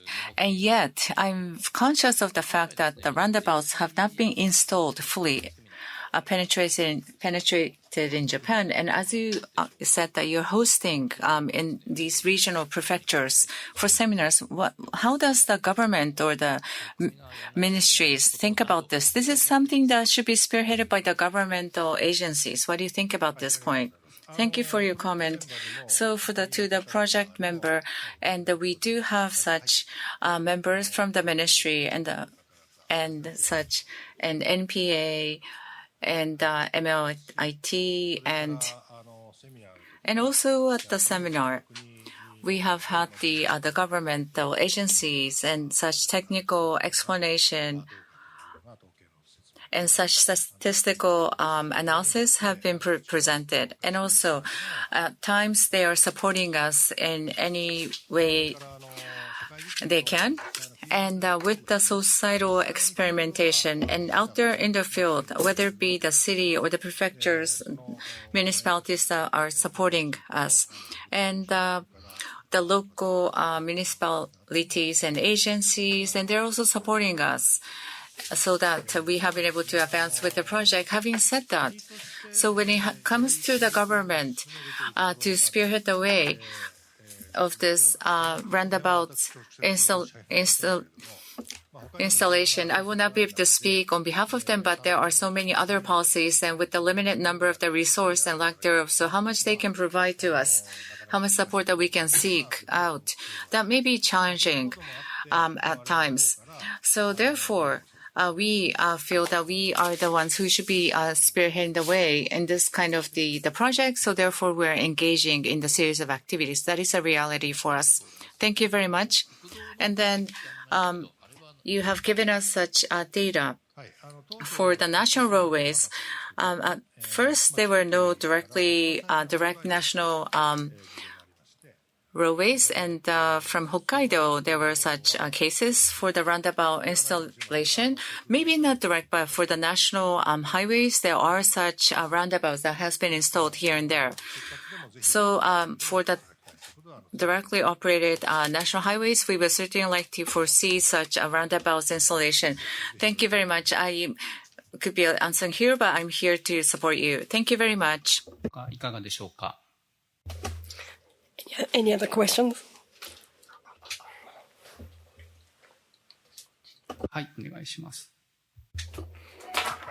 Next, please.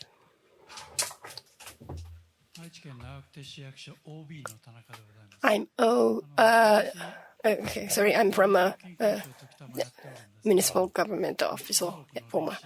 And I teach at the local university, and when I talk about the history of civil engineering, I think a roundabout is also important in terms of disaster prevention, because after a big typhoon, the power is lost, and traffic signals cannot work anymore. And in that case, roundabout can work as usual. So I think from the disaster prevention point of view, I would like you to promote this topic more to the public. And I think you have come along. You have come a long way and have achieved a lot. But maybe you can take another angle, which is a viewpoint of a disaster prevention, to promote this. What do you think about that? Thank you very much for your comment. We have highlighted the effect for disaster prevention, like we have highlighted that. And great East Japan earthquake was a trigger of this. And as we say, compared to Europe, Japan is more prone to natural disasters. So roundabout has more significant in terms of disaster prevention. So I would like to continuously promote this point. Thank you.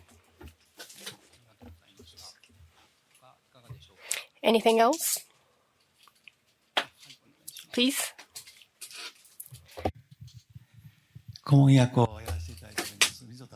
I'm Mizota, advisor.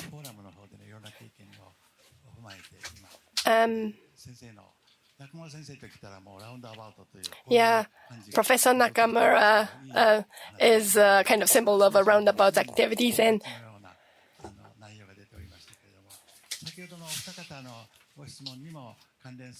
my question is related to the previous question.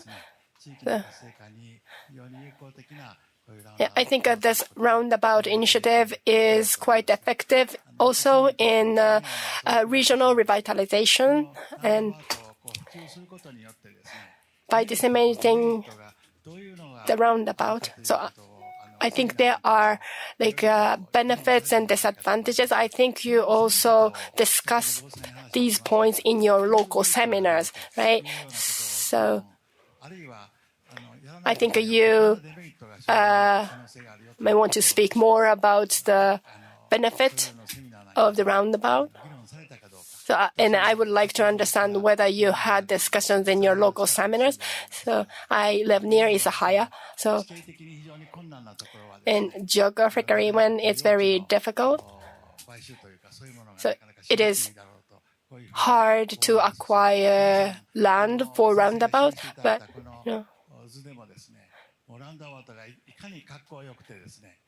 and we can visually see how roundabout looks nice, and many people really want to have roundabouts, but there are constraints in land acquisition and other factors. So my question is, how did you discuss with the local people and experts about the advantages and disadvantages of the roundabouts? Okay, thank you very much for your question. So I really would like to have Mizota-san watch the real situation in Isahaya and the benefits, Over 15 years, we have continuously talked about the benefits of roundabouts, and they are stated in the guidelines. And also the government has communicated that. But demerits or the shortcomings of not having roundabouts. So this is another point. And I cited the example of South Korea. So how much loss have been incurred as a result of not having roundabouts? So those disadvantages of not having roundabouts, I think this should be the next area we need to focus in our research. So some areas have enough land to have that, some other areas do not. So, and I think this is a very important thing to consider. And about the land acquisition, Nagasaki, many hilly areas, hilly land. So it's hard to install roundabouts. And Italy is similar geographically to Japan. And someone who went to Italy recently told me that many traffic signals have been replaced with roundabouts, so Italy seems to be ahead of us. So from the international point of view, I would like to also highlight the disadvantages of not having roundabouts. So I would like to keep that point in mind in my future research. Thank you very much.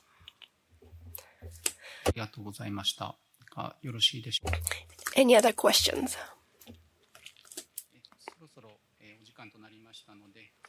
In the interest of time, I would like to move to the next presentation.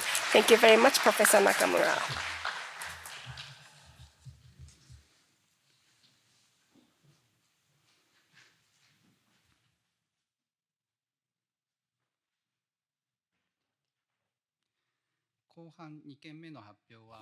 Okay, so going to the second half of the second presentation, project number 2514C, should cities become walkable? A cross-disciplinary discussion based on data. The project leader is Mr. Akinobu Murakami from University of Tsukuba, who will be presenting today.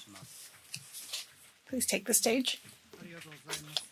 Thank you so much. So my name is Akinobu Murakami from University of Tsukuba. Thank you for your time today. Today, as just introduced, I was talking. My topic is this question about walkability and whether should cities become walkable and what a walkable city is. So we've been in discussion about this, and in the past, in making communities, creating communities, this was something that a lot of people placed a lot of priority on whether cities should become walkable, and saying that it's a very good thing. And doing that, so what is the importance of it? I think there was a lack of discussion on this. So this is something that we've discussed on a cross-disciplinary level and had this discussion.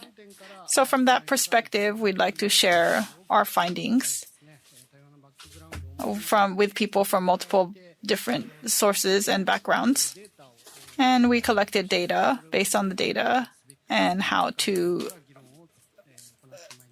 translate that into important takeaways. So when we talked about walkability and the benefits of it, it's very highly seen as something that's important. And the first we wrapped it up, but in aspects of city design and urban space design, Mr. Young Gale has said that there are 3 types of activities in urban space, which is necessary activities, optional activities, and social activities. And these 3 types of activities and the latter 2, optional activities and social activities, are important in making urban space a place where people can live lively lives. So this is what Dr. Young Gale has said. And also another person called Alfonso has also mentioned that there is this overall to walk or not to walk and the hierarchy of walking needs, and is talking about how urban design must integrate density, land use diversity, and accessibility to destinations to enhance the pedestrian experience. So as we go up higher, it's going more towards wanting to walk. And the bottom half is whether it's physically able to walk. So based on these, it is built on the hierarchy of moving towards pleasurability of wanting to walk. And if you look within the city, there is a multiple ways that it has been discussed, even in Japan. And a lot of municipalities are working towards making their cities more walkable. And this is what the transportation in Japan has shown about their surveys. And there it talks about what is important. So what's good about making a city walkable is not a discussion that has been done, but more like what kind of walkability is important. So often the targeting is not very clear. I'm sorry that the text is very small, but it's whether there's a person who to clean up the garbage space, but it hasn't really discussed about what the importance of that is. So that's something that I would like to share, first of all. And based on that, we did have a data-driven analysis of evaluating the walkable spaces and the relationship between thermal comfort and stay time. So this is nearby here in the Marunouchi Street Park, and we did an evaluation of there. And this street park was just a place where people who work there will pass by. But during that time, they stopped. They did a social experiment to stop vehicle transport. And they made it open to public for summer activities, and it also became somewhat of a tourist spot. And this was also studying the relationship between thermal comfort and stay time, or dwell time.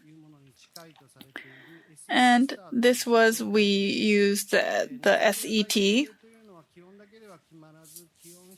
which is analyzing also the overall, the wind and the other aspects as well. And taking in all those aspects is quite a difficult task, but we try to work towards that in this project to evaluate this space. So this is what the SET is set up as, and then also its relation between the seating time. And so we placed it on the bench, and we placed a cushion on the bench, and we put in a pressure sensor there on the bench, in the cushion, to see how to confirm seating time. And then we confirm the relationship between that. And this SET star is generally showed that 20 to 30 degrees is what's considered comfortable. And since this was in the middle of summer, there were a lot of places that were quite a bit hotter than that. But as it got closer to 30 degrees, and when it was reaching thermal comfort, then people did tend to stay longer. So this was, we studied the relationship between thermal comfort and staying, which was very high. And then also when we evaluate the walking behavior and data, we use roughly every 2 months, we looked at this data of walking behavior, and it's called a GPS log data that's taken from smartphones. And from there it shows the movement of people and how they're moving and the flow of people.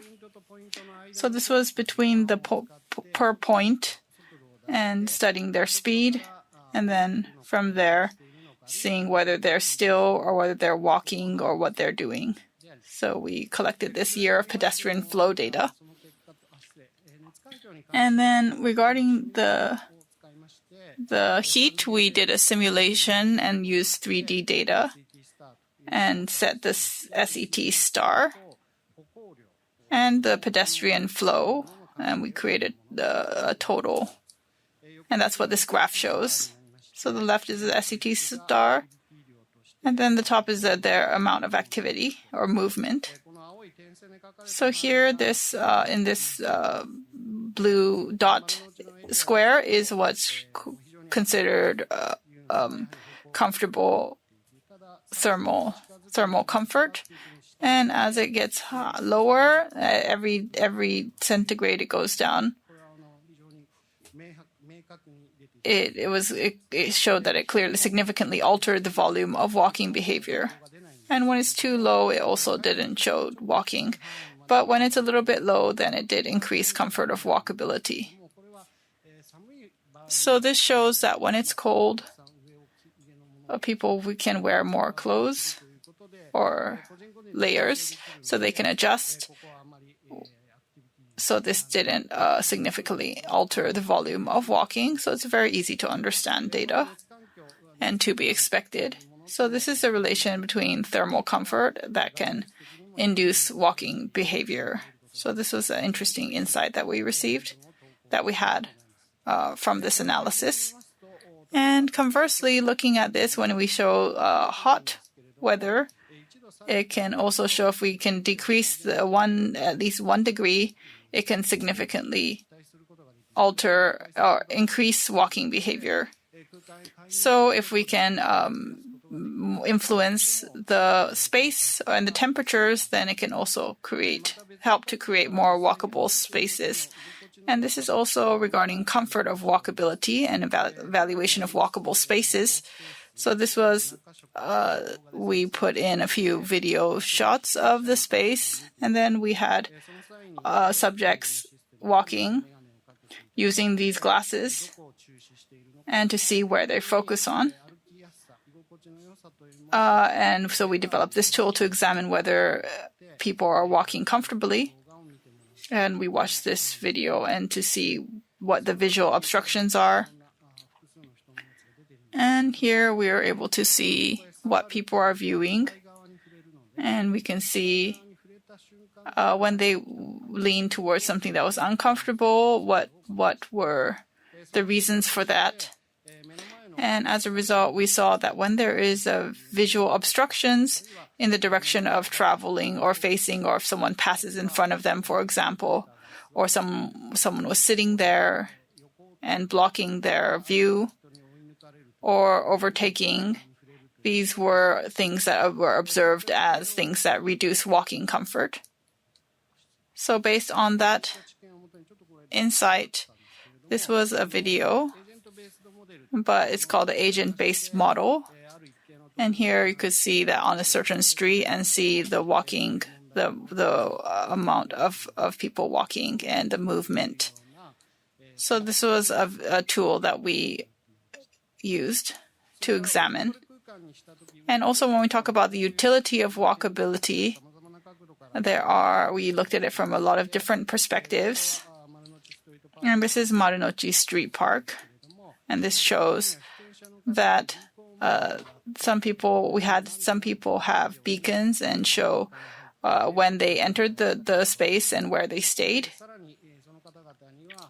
And we also tested their heart rate variability. And through this, we were able to see the objective data and a survey of their subjective data of their experience and why they went to that space and whether it was relaxing for them or why they went there, how long they stayed. And so we're able to get this data. And then based on that, this is similar to what I showed, but under hot conditions, the higher thermal comfort, the longer the stay. So this was a clear finding that we had. So this was a very clear results. And also here, we also showed a different analysis, which was based on the personality, whether they were a low anxiety group or high anxiety group, and showed that they prefer staying in different locations. So we also studied different control groups. So low anxiety group and high anxiety group, and we found that they prefer staying in different locations. So that was also a very clear result that we saw. For those who are low anxiety group, they often will stay in places in the middle of the street and stay for longer times, whereas those who are a rather high anxiety group tended to stay in the shade or on the side. Or like the side of the piano, so that they will be not as much out in open spaces. Whereas for both of them, their state of relaxation was very high, and their satisfaction rate was also very high of these spaces. And also in using outdoor spaces, this is a little bit more detailed regarding using outdoor spaces. So we had them wear a smartwatch, and we checked their sleep and their heart rate variability. And from there, we had them to see whether they were objectively relaxed or focused on their work, etc. So that's something that we were able to see. And as a result, we were able to see that when they stayed longer or working, they were able to have higher focus. But during this time, as a general trend, we did see there was a relation or correlation. But when they're using outdoors, there were some cases where they couldn't concentrate very much, or that their focus rates of their focus or concentration did not go up. So we took their data for a month to see what the correlation is, and a lot of times it had to do with their lack of sleep. So that was very clear, that it was very much correlated to how much they were sleeping as well. In those cases, it was harder for them to relax or to stay in one place for as long. So we had also had some doctors involved with this analysis. So when it comes to spatial design, it's also related to how they spend their everyday lives. And so we need to consider that as an integrated whole rather than just the relationship between the space and the town. And if it's a good space, it can also lead towards higher relaxation. Whereas if the space is not very relaxing, then it may not be so conducive to that. So that we discussed that it's not just about the space. And then for this type of the survey results, we have worked and continued to have the workshop. In this course of such research, we were contemplating and what kind of research should be taking place all the more. And at the outset, we wanted to hold this type of the research at the outside during hot summer days. But we have to really, address those high heat strokes situation. And as the results started to accumulate, as our discussion started to get deeper, so we were started to explore more about, and also we wanted to look into better concentration of during their work, or we wanted to work together with the area-based analysis.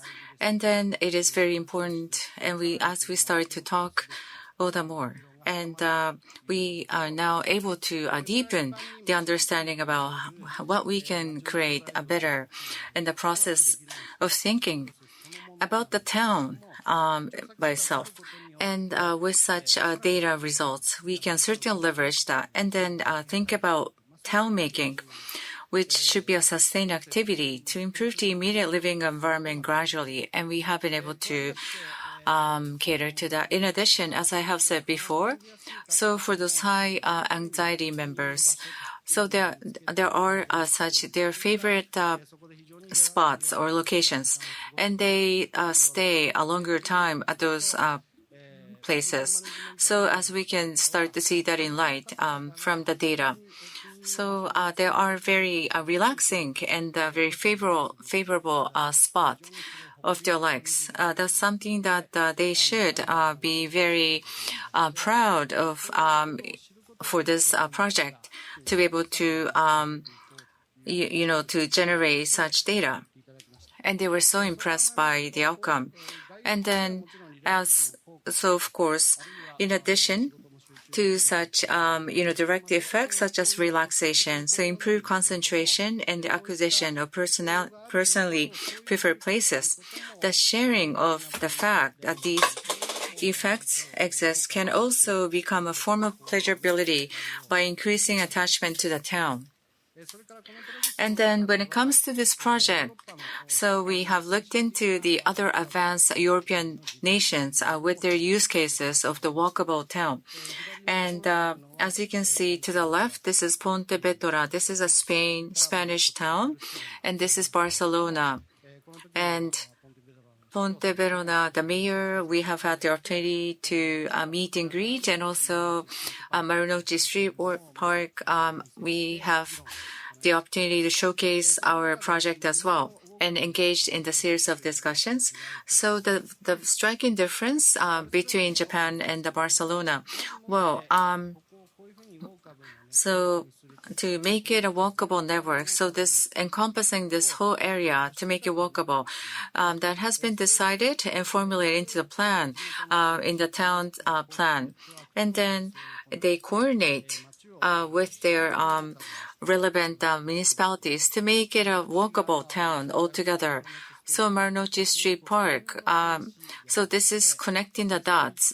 We were just very much dedicated to the dot to make it walkable. So the significance and meaningfulness, and there were such questions that arose. And in light of that, when it comes to Japan, so for urban design and the town making, so this creating this town, sort of like to control, to formalize the town. That is how we envision. From to bottom up, we have to really change the mindset is what we are thinking. So that has always been captured in the textbook for town making. So, this walkable is oftentimes identified as some of the striking characteristics in a meaningful way to make it a walkable urban planning. I believe that looking from outside in to we have to really thought through how we can better create the network and also to make a specific part of the town walkable. And then we need to coordinate wholeheartedly. So in order to make it and more scale into other parts of the town. So that's what we have been able to identify and learn from the European use cases. And in that course, in Japan as well, with the support from other relevant stakeholders, we have had the opportunity to engage in the series of discussion. This is to the right. This is the dialogue that took place at Sakata City. This is walkable. We would like to do this, but we're not sure how to do so. And in that, so we have been engaging in the series of discussions and leveraging Gen AI. So we need to really make the community-based placemaking altogether and using GPS log data. This is the result of the analysis of Sakata City. So to the right, this shows in the right, this is a walkable actions. So that has been identified. So if you look into this more further, so from the bus station to bus station to make it walkable, and then walkabout. If you try to extract that, it becomes like so. So this idea is that not that many data points that we have been able to capture. So that means that not that many bus users were out there. So therefore, to delist this bus ID, and then within the 500 meters and in that range, about 10 days of the walkable flow and the mobility. There were hardly no walkability there. So there in this, I believe that they're just walking about and going on shopping. So that is what it is. And then also the brown one that represents the mobility by driving, and also this comfortness. So X, this is the SAT star, and this range to make it much more comfortable. So for the case of Marunouchi, if it falls under that range, that would increase the more walkability. But there are no coefficiency there, as you can see here. And then, so one to walk, and so for those regions that the people are not willing to walk. So of course, we need to, and I find it very important to generate such pleasurability, but necessary activities is very limited to at best. So planning must be tailored to local conditions and prioritizing improvements in accessibility, safety, and comfort. So there are such variabilities amongst those cities when it comes to walkable cities. So, and then from year 2, as we have started this project from the assessment phase, not only for European countries, but we have really explored and engaged in discussion, as we have been proposed to engage in discussion with the Southeast Asian countries. So from year 2, we have had the support from the Faculty of Architecture, Chulalongkorn University and Thammasat University. So during lunchtime, for what purposes, how much they're walking, and what is the walking distance that they are doing so during lunchtime. So in the preliminary research, when they walk, so such road conditions or any obstacles, and some of the step height, and also the thermal conditions, and some of them that may impact or hinder people from walking. And we had more than 600 participants during the survey, and they have provided us with such data. So what are the most obstacles that they are worrisome? And as a result of that, we have been able to identify that data. So we now have been able to categorize them into different types. So more than 600 of them have been categorized into 6 groups. And so we, based on what kind of classification that fall under, so we have classified into 5 types. So So sidewalk pavement condition and heat are highly regarded across our groups, and plan to develop a new indicator of the welcomeness. So come this year, this is the Chulalongkorn University, IATSS sponsoring this. So we had the opportunity to host this international symposium, and the other stakeholders participated from outside of Thailand as well. And we have been able to deepen our discussion with Thailand and other countries. And so then for the international research, we would certainly like to engage in this collaborative effort. In summary of the 3 years for walkability, so urban planning, so utility of walkability. So this is the, as you can see, analysis of measured data demonstrated improvements such as relaxation effects and enhanced concentration when working outdoors. And also, although the analysis focused particularly on thermal comfort, we quantitatively showed that improving comfort can induce walking behavior. And to make it more visible with the data, and we can certainly extend that to more walkability. And with regards to the walkable space, so from Europeans' urban development, that would be a good starting point for us. And with the collaborative effort with Thailand, so a joint research project funded by a Thai national fund has been approved. So therefore, research has begun on urban disparities, daily activities in urban places, and walkable city development. This concludes my presentation. Thank you very much for your kind attention. Thank you, Professor Murakami Sensei, for your presentation. If there are any questions here, if you would like to raise your hand, and if those are joining remotely, please use the raise your hand button. And please begin with mentioning your name and affiliation before speaking your question. If you have any those who have questions, please raise your hand.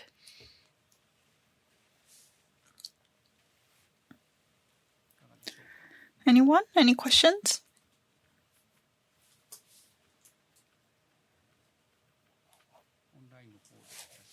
Is there anyone who has questions from joining from online?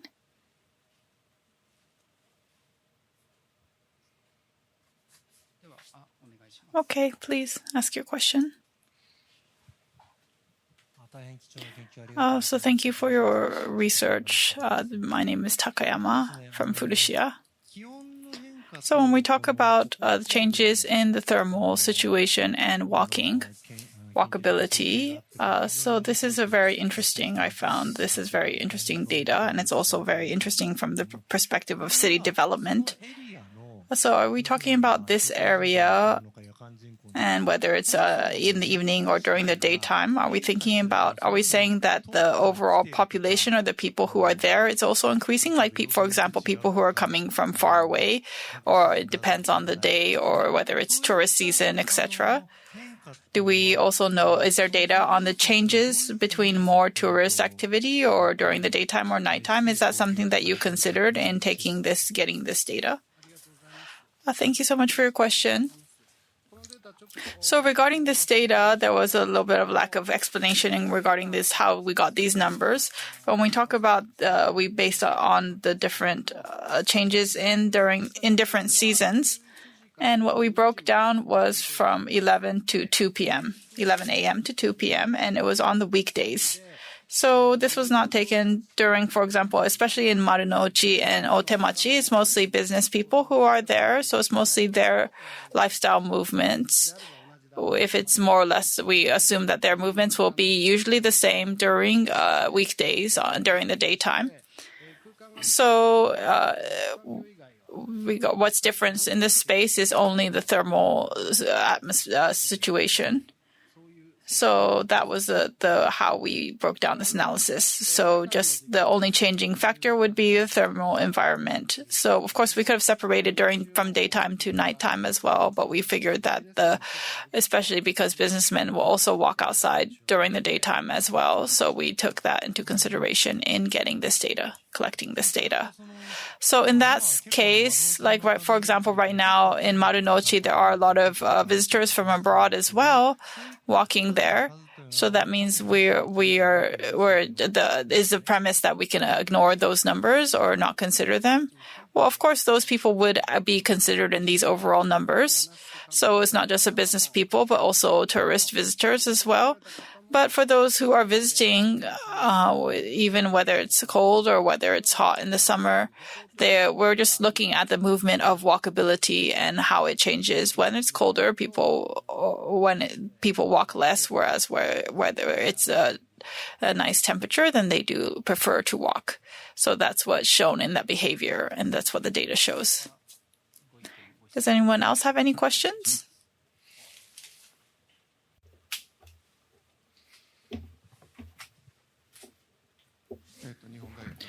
Japan University, Nihon University. My name is Fukuda. Thank you very much for your presentation. So for us as well, in terms of walkability around the globe, we are actually have had the opportunity to engage in such research. It's just my my take on the situation for Canada and Europe and those advanced nations. The street design by itself is very robust. So when it comes to walkability, more so focused on in your spiral, you talk about this very last one. So what kind of a livelihood that is serving as the indicator for the walkability is what I'm thinking. So vis-a-vis when it comes to many of the Asian countries, so there's so many holes here and there, and electric poles are like lying down on the ground, so you have to kind of secure the space to begin with. So when you say walkable, when it comes to this terminology, I find that to be slightly different. How it is perceived. And then also news. In terms of the health promotion, I know that there are so many discussions, research going on around the globe. So I know that you gave us this spiral. This one, I believe that everything will fall into its right place. Would you like to give us your comment about this? I could never agree more. Thank you for pointing that out. And as you said, when it comes to the western part of the world, so when it says walkability, so within the street, how many cafes reside within one street, or galleries, art galleries? And that would be added plus. So that level of the discussion that has been prevalent. And then what I find it to be very interesting in the Southeast Asia is that this pavement is too much ups and downs, and you cannot even walk over those paved areas. And for those female, so with the with the high heels, cannot even walk over that. So is that I guess when you say walkability, that's all very encompassing all of the above. So that makes it very complex and confusing. So in Japan, when it comes to walkability, what would be the target audience? I believe that it may bound to vary based on the regions and areas. So this activities, necessary activities, and I believe that thermal condition, that would be a good indicator. So where it changes or not changes. So that would be a good inlet for us to start our discussion. In addition to that, this collaborative research with Thailand, which I had the opportunity to present. So there are such payment issues, and also there are such, disparities, economic disparities. And for those low-income areas and the residents, they cannot even walk over on the street. So therefore, so-called justice, from that perspective, it's not appropriate. So that this is something that we have started such research with the scholars in the society. Is there anyone else?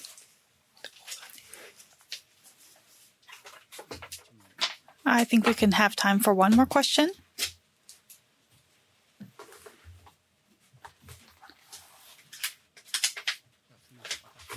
Okay, so I have one question then.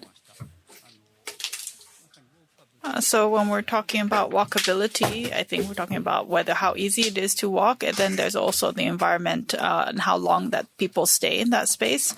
And I think Fukuda Sensei also just talked about whether it's actually physically walkable, and then also whether it's a pleasant environment to stay in.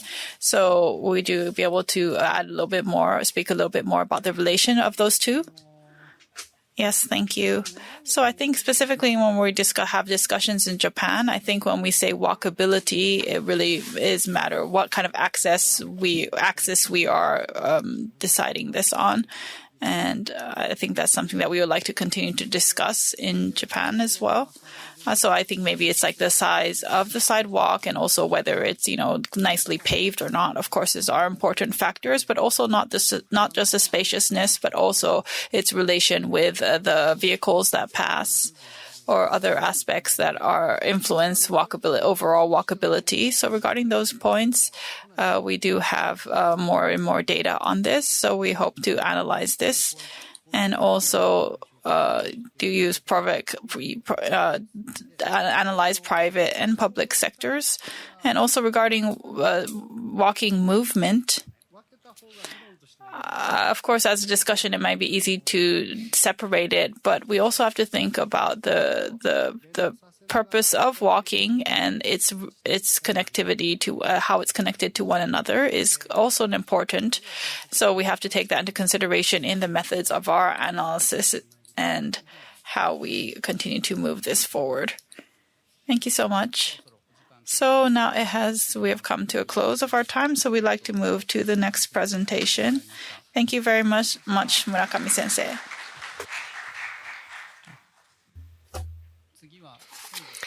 Next is the last presentation for today.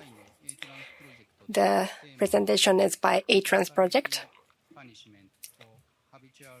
The theme is Escalating Punishment for Habitual Drunk Drivers, a study on legal reforms and data system optimization. The presenter is the project leader, Dr. Waipot Kulachai from Swans Nanda Ravajat University. Very good afternoon, ladies and gentlemen. I'm Police Lieutenant Colonel Waipot Kulachai. I'm the project leader of the project entitled Escalating Punishment for Habitual Drunk Drivers, a study of legal reform and data system optimization. This is a project in Thailand granted by IATSS and ATRANS. And this is our team member, not only from university, but also from the Royal Thai Police. And these are our advisors, two from ATRANS and the other two from IATSS. So in Thailand now, the traffic accident has many people died in road traffic accident. few years ago, there are around 18,000 people died from road traffic accident. And for the last year, there were around 500 people died from road traffic accident related to drink driving, related to alcohol. And this is why we try to do our research, because many repeat offenders, they still have the same punishment compared to the first time offender. That's why we try to escalating the punishment, and also do some research, some study on the acceptance of the people about the increase of the punishment for the repeat offenders. So we have around 6 objectives for this research project. The first one is to analyze the legal and technological challenges in addressing repeat DWI offenses using a mixed method approach. And the second one is to assess public perceptions of existing penalties, deterrence effectiveness, and support for stricter DWI laws. And the third one is to investigate the feasibility and potential impact of an integrated DWI offender tracking system in Thailand. And the fourth one is to examine enforcement challenges and policy implementation issues through insight from key stakeholders. And the fifth objective of this study is to compare and integrate quantitative public perceptions with qualitative expert insight to develop policy recommendations. And the sixth one is to formulate policy recommendations and identify practical applications based on the research findings, ensuring that their effective dissemination and implementation among relevant stakeholders. For our research methodology, we use a mixed approach, both quantitative and qualitative studies. For quantitative study, we collect data from around 1,500 people. They are road users in Thailand. We got 300 participants from each region. So in Thailand, we have 5 regions. So the sample were 1,500 persons. And we use a questionnaire to collect data. And we analyze the data using POIs SEM to explore the relationship between the variable as shown in this figure. So we have 4 independent variables. The first one is legal awareness, perceived risk of DWI detection, public trust in law enforcement. The fourth one is perceived effectiveness of enforcement. And for our dependent variable, we have support for graded penalties. And we also have perceived fairness of DWI enforcement as control variable or moderator. This is our quantitative conception framework. According to the framework, we have 4 direct effect hypotheses and also 4 moderating effects hypotheses as shown in the screen. For qualitative study, we employ Delphi techniques to gather insight from experts in law enforcement, policy making, legal institution, road safety, and also NGOs. We conduct multiple rounds of consultation with experts, and we got policy strategy to strengthen the DWI regulations and monitoring system. So next, I would like to talk about our results. So for the quantitative study, these are the characteristics of the participant. Most of them were female, accounting for around 47%, and around 34% are employee of a private company. And around 55% obtain bachelor degree, because in this study we collect data from road users who are driver or riders, so many of them obtain bachelor degree. And for using public road in the past 6 months, around 90% use the public road, and most of our participants, accounting for around 60%, are from urban area.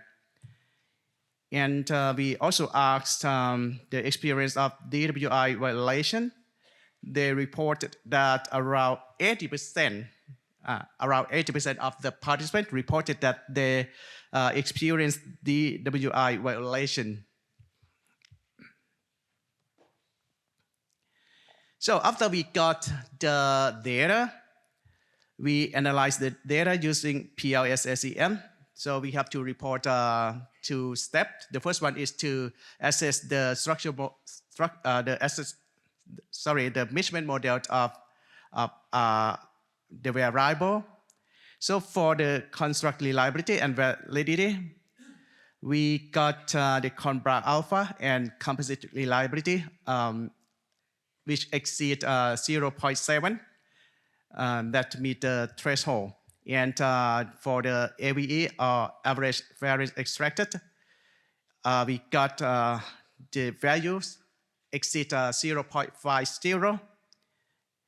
So it means that our constructs are reliable and valid for this study. We also test the discriminant validity of our construct. We use HTMT, which should be lower than 0.85. And for, as shown you in the screen, we found that the HTMT meet the threshold. We also test the Fornell-Lager criterion. For the Fornell-Lager criterion is in the green and bold is the square AVE values. So it should be higher than its relationship with the others. So according to this screen, so it means that we pass the discriminant validity. After that, we conduct structural model assessment. The first thing we talk about is about model fit. This table showed that we have excellent fit because the SRMR values of 0.019 is far below the 0.08 threshold, showing minimal residuals. And both DU, LS, and GG confirm low model discrepancy. The nearly identical chi-square values for the saturated and estimated models show strong model stability. And the high NFI demonstrates that the model fit with the data very well.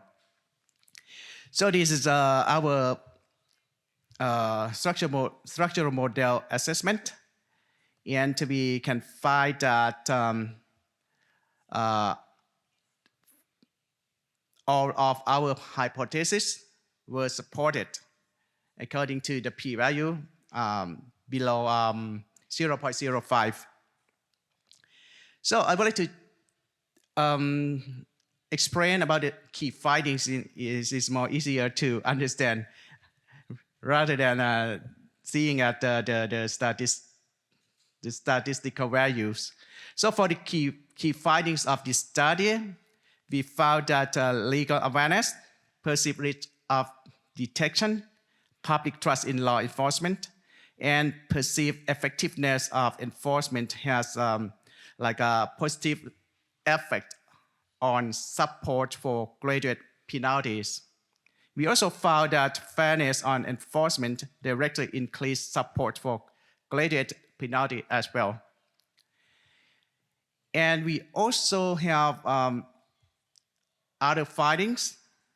We found that public transport for stricter DWI law penalties is driven by legal awareness, enforcement visibility, institutional trust, and perceived effectiveness, while fairness in enforcement acts as a key amplifier or moderator of this effect. This is our key findings. For qualitative study result, not quantitative, this one is qualitative, sorry. We focus on 5 key findings. The first one is about the current enforcement practice. And the second one is about the fairness and public perception of penalties. The third one is about the legal reform feasibility. The fourth one is related to integrated data system. And the last one is related to technological interventions. So I would like to explain more about these key findings. For the first one, the current enforcement practices, we found that we have some challenges. Some participants highlight that in Thailand, we have limited resources and even enforcement intensity. This is very important. And informal interference and they are like major challenges. For example, for informal interference in Thailand, we have like the patronage system. So if you are rich, if you are well known, if you know the powerful people, you might be enforced different from the poor people. This is what happened in our country, which is a developing country. So for the second one is the factor behind the inconsistent and ineffective enforcement. Our key expert, they said that enforcement in Thailand have different standard. The standard of enforcement quite vary among police station. Some said that different stations use different criteria. Some are restrict, some are very relaxed. This is the comment from some expert that explained about the situation in Thailand. And the third one is about the evaluation of sobriety, checkpoint, and coverage. Our expert said that sobriety checkpoints were seen as effective but unevenly distributed, with better coverage only in urban area, but in rural area is quite different.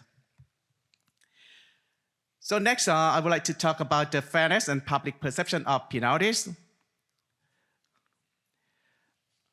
Many of them said that penalties are perceived as either too lenient or unevenly applied, so which undermine perceived fairness. And victim groups and NGOs especially stress the gap between harm accused, harm caused, and punishment. For the view of graduate penalties for repeat offenders, there was strong support for graduate penalties. combining increasing sanctions with rehabilitation and monitoring. Stakeholders agree that the first-time offender and repeat offenders should not be treated the same.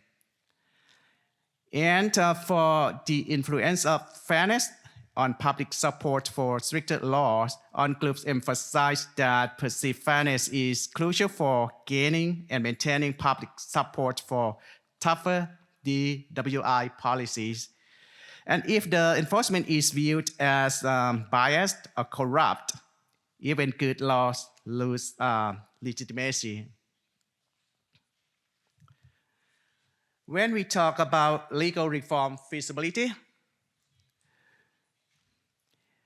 many of them said that there are some key barriers, which include fragmented legal provisions, bureaucratic complexity, and limited political will for comprehensive DWI reform.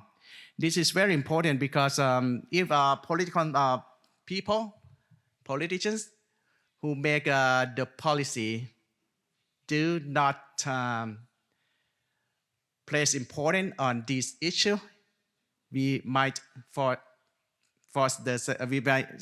face the same problem. So it's very important if politicians or policymakers can do on this issue. For the feasibility of mandatory rehabilitation and ignition interlock device, most respondents saw these are feasible, but we have to be careful about the people's privacy. And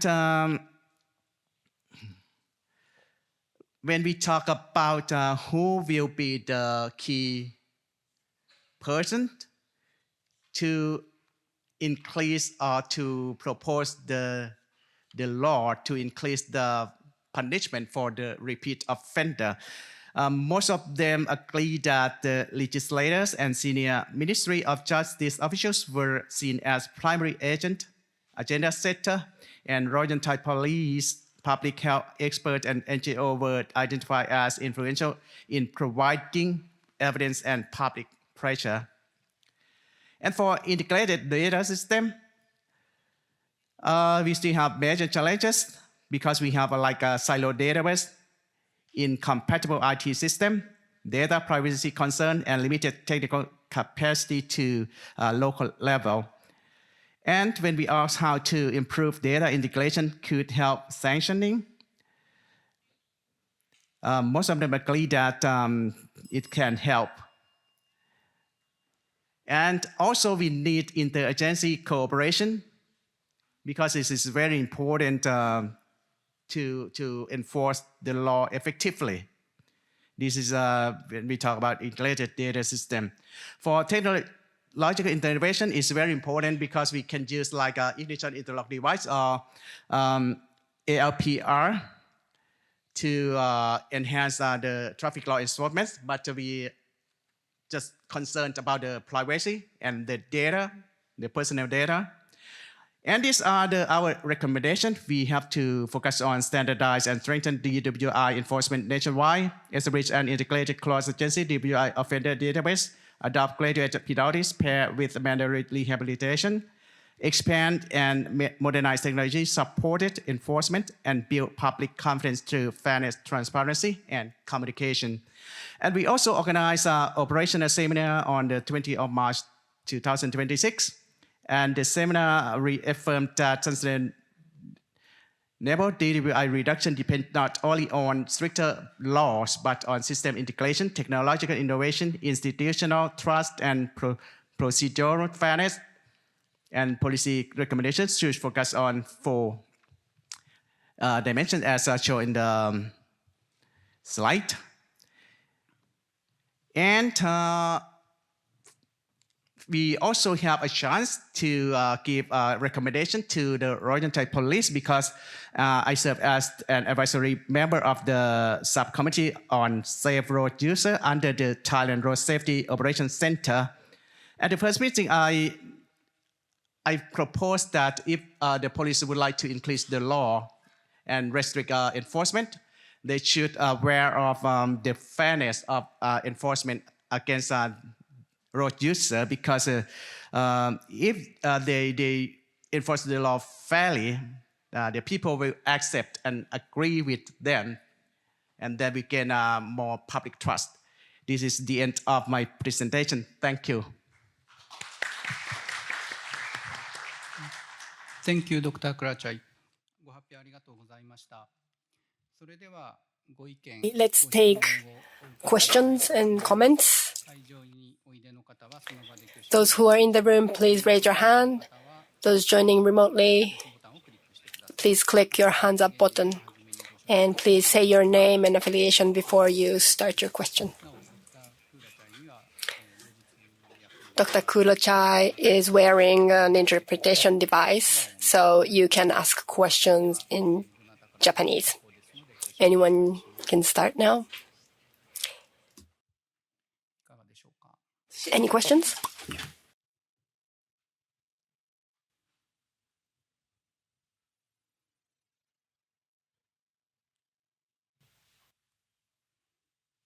Online いらっしゃい。 Anyone who is online?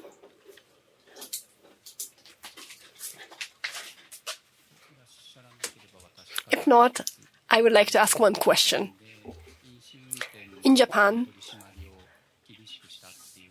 so when we stepped up the enforcement on drinking driving, so the passenger is now subject to punishment, and also the restaurant who served alcohol to the driver is also held responsible.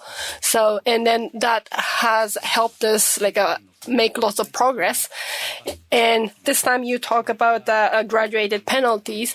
But, does that include those kind of enforcement, or is it not included this time?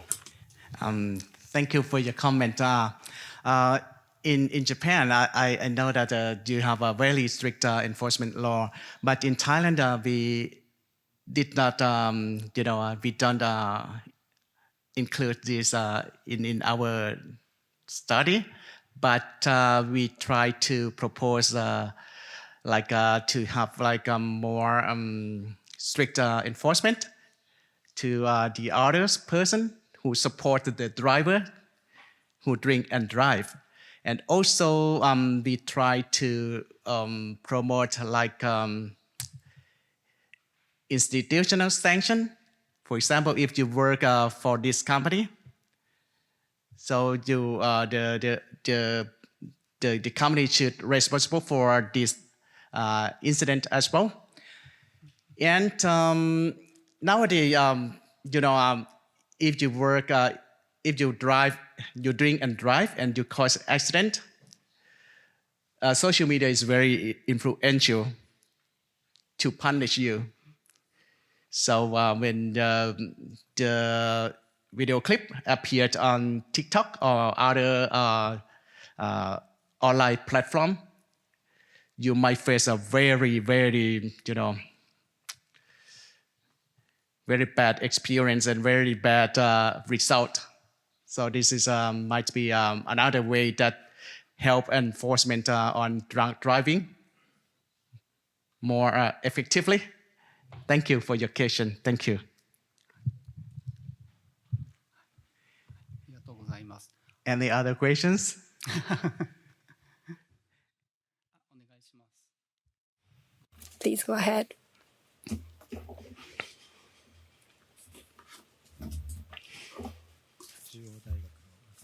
I'm Nakamura from Chuo University. Thank you very much for your presentation. Among the surveyed data,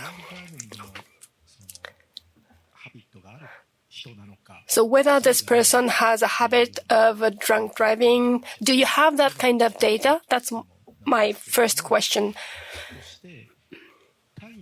And also, in Thailand,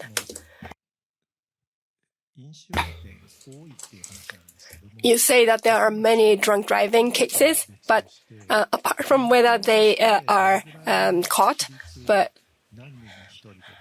what's the kind of ratio of the people? in a gut feeling. So do you have any information about how much people, what percent of the people drink and drive? Because if we enforce strict rules about enforcement, then if I never drink, then I would support this kind of graduated penalties. But those people who drink may be against of may not support much about this penalty. So, yeah, what percent of the people drink and drive in general? Because this is related to the level of support. And I would like to understand whether your analysis help to understand that situation. That is my question. Yeah, I got the second question. Can I have the first question again, please? Only the first question. Thank you. My first question is: Does your survey include the information whether the respondent have a habit of drink driving or not? Is that does your survey include that kind of a question and answer? That is the first question. Thank you. Okay.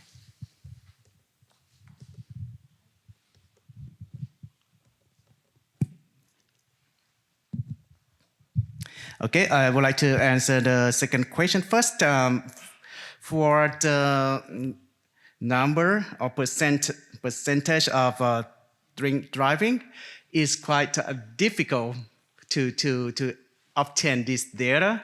So I just have some information like the offender who violated the law and they have to do some social services activity. So each year is around 80,000 violators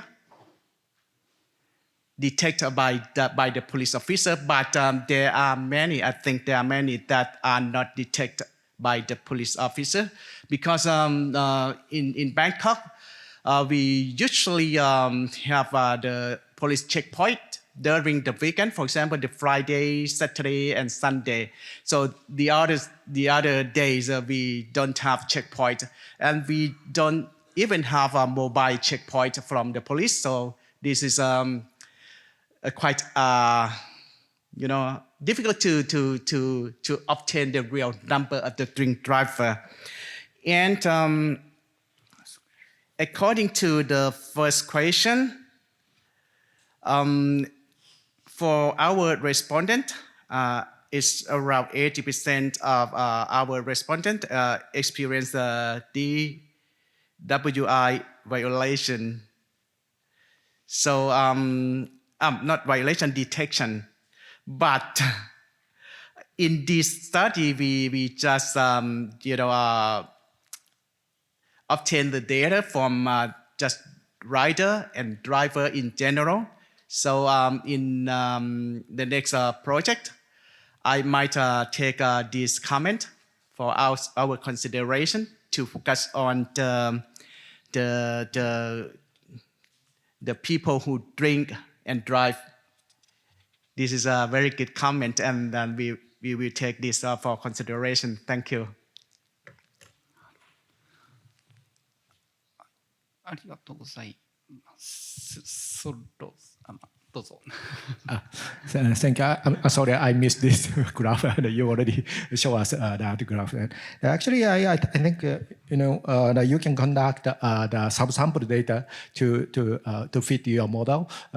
One is the respondent who answered that question to yes or no, and also other subsample as the respondent who answered this question is no. So then maybe if you can find a difference between these two groups, maybe you can find a very nice consulting result. Thank you very much. Okay, thank you so much for your comment. Thank you.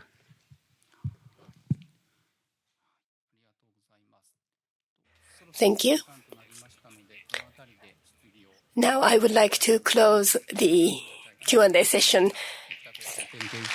Thank you very much, Dr. Kuracha. Thank you.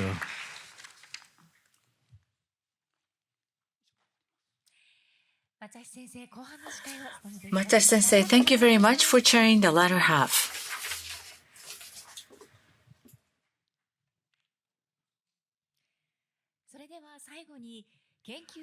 So now finally, we would like to invite the chair of the research committee, Professor Tomohiro Ichinose, to deliver the closing remarks for today's report meeting. Professor Ichinose, please come up to the stage.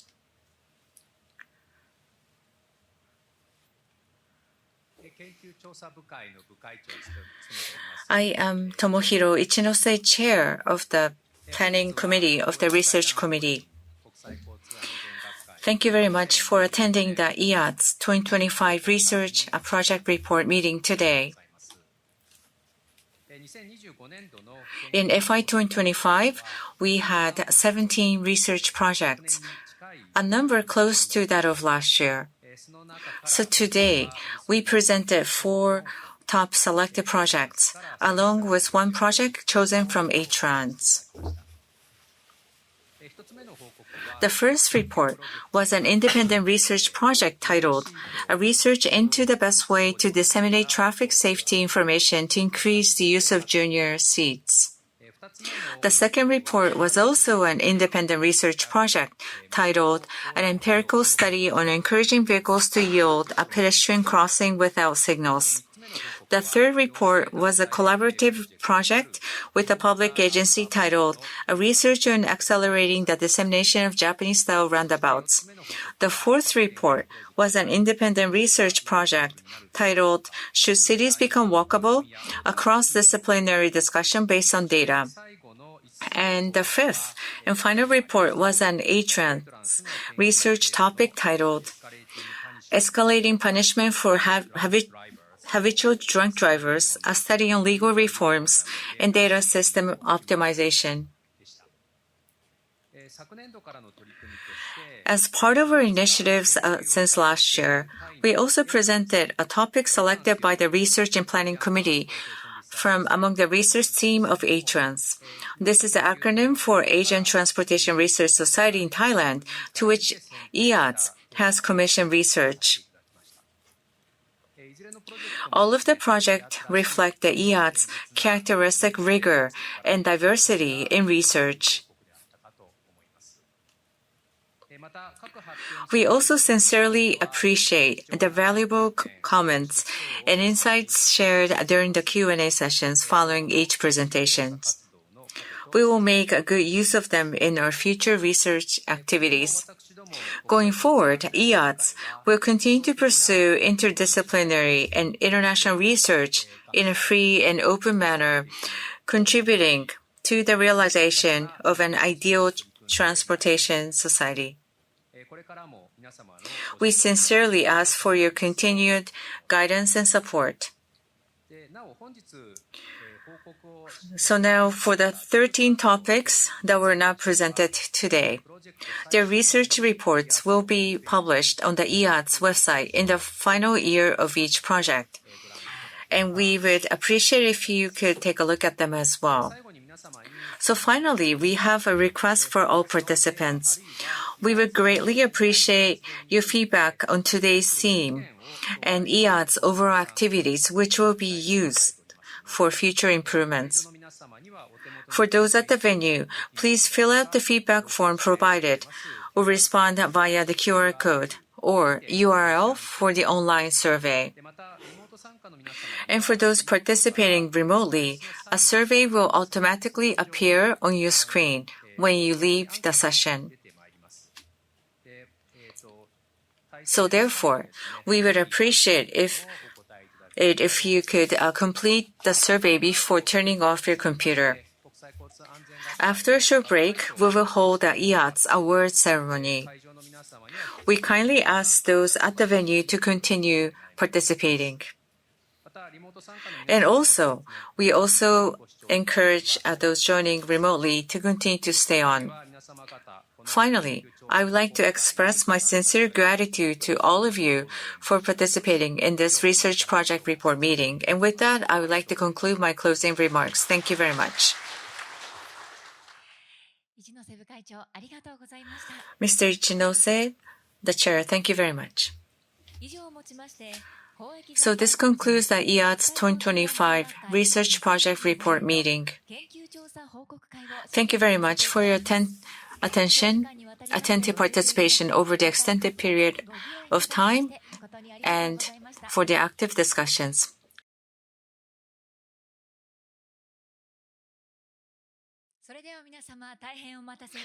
Thank you very much for waiting. We will now start the award ceremony for the 47th IATSS Award for fiscal year 2025. First, I would like to introduce the distinguished guests in attendance today. First, Mr. Koichi Tachikawa, Director General of the National Police Agency.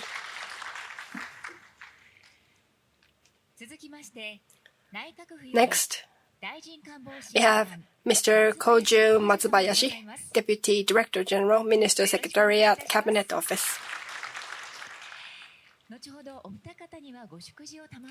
We look forward to hearing your congratulatory remarks later.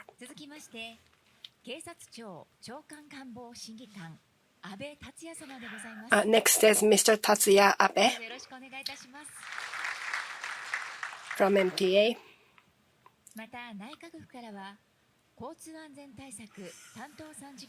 And next is Ms. Risco Yamazaki, Director for Policies on Traffic Safety at the Cabinet Office.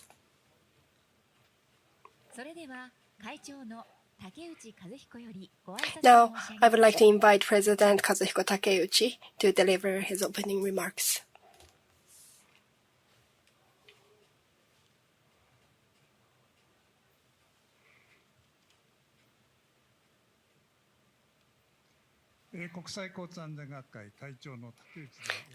I'm Takeuchi, President of IATSS. I would like to offer a few remarks on the occasion of the 47th IATSS Award Ceremony.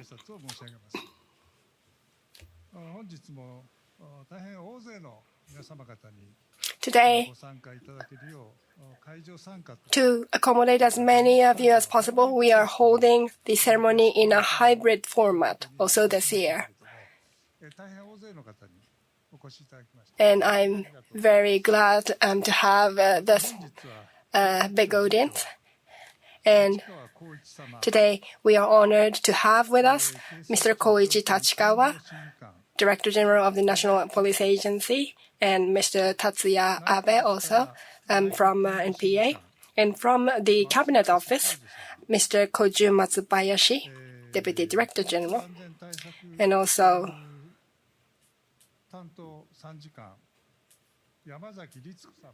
Ms. Risco Yamazaki, Director for Policies on Traffic Safety. And I sincerely thank you for taking time out of your busy schedules to join us. The IATSS Award was established to recognize research and other activities aimed at realizing an ideal mobility society, thereby contributing to the promotion of academic research and the development of a safe mobility society.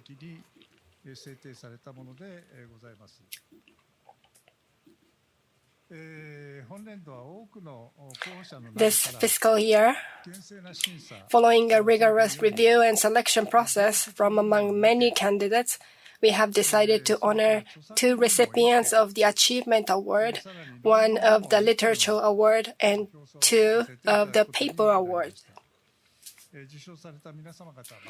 Congratulations to all the recipients.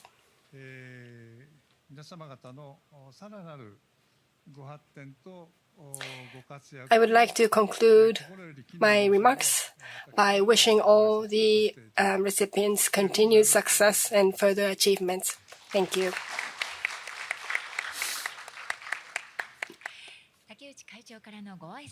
Thank you, President Takeuchi.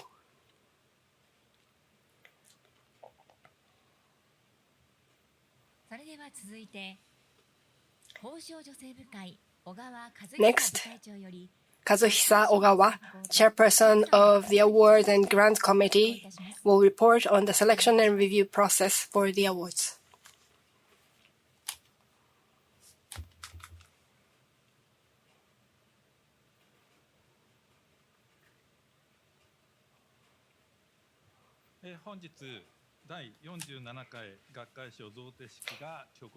I would like to express my sincere gratitude for the opportunity to hold the 47th IATSS Award Ceremony today. I will now report on the selection process for the IATSS Awards and the recipients' achievements. First, the first project in the achievement category is Guardians of Road Infrastructure in Noto, Satoyama, Voices from the Frontlines, Emergency Road Restoration and Reconstructions. In the wake of the unprecedented disasters, the 2024 Noto Peninsula earthquake and the torrential rains of September of the same year, we express our deepest respect for the strong sense of mission and selfless dedication of all of those who were involved in the road clearance and emergency repairs from the very outset. During the selection process, what particularly resonated with us were the efforts of the Suzu Construction Industry Association, the Horin Construction Industry Association, and other local construction companies who, despite being victims themselves, battled against harsh conditions such as communication blackouts and fuel shortages, and worked tirelessly around the clock to clear roads and carry out emergency repairs to eliminate isolated settlements. We were deeply impressed by the swift logistical support provided by the Ishikawa Prefecture General Construction Association. Furthermore, I can only imagine the continuous challenges faced by the staff of the Ishikawa Prefecture, Okunoto General Civil Engineering Office, and the MLIT, Hokuriku Regional Development Bureau, who constructed detour roads along a coastline that had risen as much as 4 meters and worked on the Otani Tunnel, which was damaged when the mountain itself shifted. Nevertheless, I was deeply impressed by how you swiftly formulated detailed plans and engaged in difficult restoration and reconstruction work. The activities carried out by government and private sector entities fulfilling their respective roles, working as a single team and maintaining close communication serve as a model for recovery and reconstruction efforts in the event of future major disasters. We are convinced that your experience constitutes extremely valuable insights. And we extend our deepest respect to all those who are still working tirelessly on recovery and reconstruction efforts in the field. Next, the second project in the achievement category is a vibrant space where people and town become one, the story of Namba Station Plaza, building a safe and secure community. This project dramatically transformed the car-centric space around Namba Station in Osaka into a pedestrian-friendly area that safely connects people and the city. The key to its selection lies in the excellence of the process. Rather than being government-led, local neighborhood association and shopping district took the initiative to establish the Namba Community Development Council for Safety, Security, and Vibrancy and led the consensus building among stakeholders. We highly commended the project not only for creating a plaza where people gather, but also for analyzing foot traffic data to demonstrate concrete results such as an increase in the amount of time young women spend in the area and for thoroughly implementing crime prevention measures to add safety and security as an added value to the space. Currently, efforts are underway to ensure sustainable operations, including securing advertising revenue and hosting events. We selected this project for the Achievement Award as a pioneering example set to lead Japan's Walkable urban development movement. Next is a literature award presented to Hiroki Kikuchi for organizational mechanism of inheritance and selection in technological systems, the case of Japan's national railways and the development of Shinkansen. How do various technologies such as transportation, communications, and electricity evolve? This ambitious work seeks to elucidate the development process of these technological systems using the development of Japan's Shinkansen as a case study. Its greatest merit lies not in the progress of the technology itself, but in its original analytical approach, which examines the issue from the perspective of the technological framework, that is, society and organization. For example, in addressing the question, why was the Shinkansen's speed not increased for over 20 years? The author meticulously unravels the complex background, including environmental issues such as noise pollution and labor management relations, by making full use of interviews with those directly involved. Recognizing its interdisciplinary achievements, which offer insights not only into railway history, but also into a wide range of fields such as transportation policy and system development, the literature was selected for the Literature Award. Next, I will report on the paper category. The first recipient is Current Legal Framework and Future Challenges of Ridesharing by Hirohumi Taniguchi. As discussions on the introduction of ridesharing intensify, this paper comprehensively examines the issues with the Japanese ride-sharing system from a legal perspective. The paper astutely points out that, unlike business models in other countries, the current Japanese system is strongly characterized by deregulation of taxi industry. It also addresses specific challenges facing policymakers, such as the safety obligations of the platform operators, the relationship between business model and development and regulation, and the need for financial support for local governments. In considering the future of mobility, I found the discussion of the ride-sharing from a legal perspective to be extremely useful and evaluated this as a timely and excellent article. Finally, the second recipient in the paper category is the study by Satoshi Nakao, Go Sawada, Andreas Keller, and Jan-Dirk Schmecker, titled Analysis of Land Use and POIs Contributing to Traffic Accidents Around Intersections. This study is a pioneering empirical research project that analyzes intersection accidents, a critical issue in traffic safety, from the perspectives of land use and the surrounding facility environment. It focuses on small to medium-sized intersections, and its objective analytical methods utilizing open data were highly praised. The study presents evidence directly relevant to urban planning, such as the higher accident risk in areas with a concentration of restaurants and convenience stores, and the lower risk near parks, and can be evaluated as an outstanding achievement in terms of academic originality, methodological validity, and social impact. Recognizing that the scientific approach represents a significant contribution to future evidence-based road safety measures, we have selected it for the paper award. All 5 of the above cases embody our association's philosophy of realizing a better mobility society at a high level. We report this selection in the hope that these outstanding achievements and research will be widely shared. We express our deepest respect for the efforts and outstanding achievement of the award recipients and wish them continued success in their future endeavors.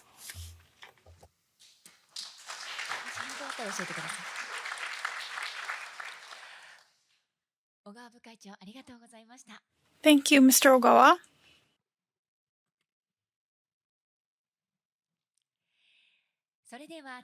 We will now proceed to the presentation of the IATSS Awards.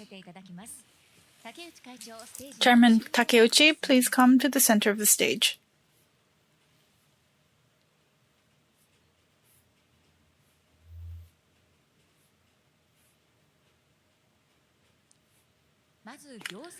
First, with the achievement category, this year there are 2 awards.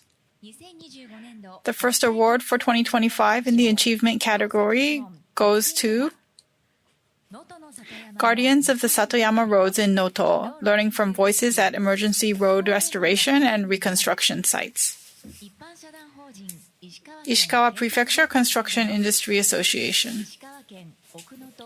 Ishikawa Prefecture Okunoto Civil Engineering Office, and the MLIT Hokuriku Regional Development Bureau, Noto Reconstruction Office. Representing the recipients, would be Mr. Takuji Magara, Vice Chairman of Ishikawa Prefecture Construction Industry Association, Mr. Shigekazu Noto, Director of Ishikawa Prefecture Okunoto Civil Engineering Office, and Mr. Teruya Maeda, Head of Project Coordination. And from the MLIT Hokuriku Regional Development Bureau, Noto Reconstruction Office, Mr. Kazumasa Kitade, Director, and Mr. Yoshitaro Tanaka, Head of Planning Division.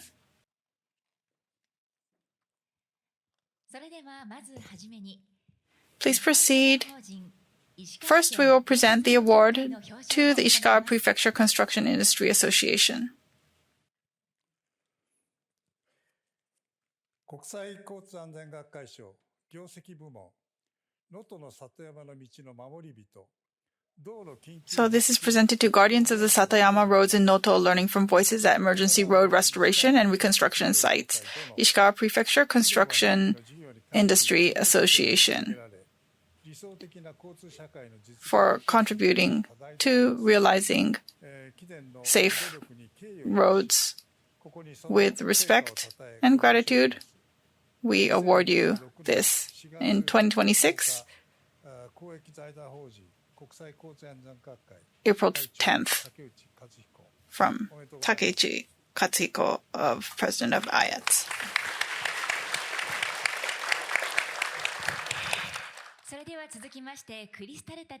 Next, we will present the crystal plaque and the monetary prize.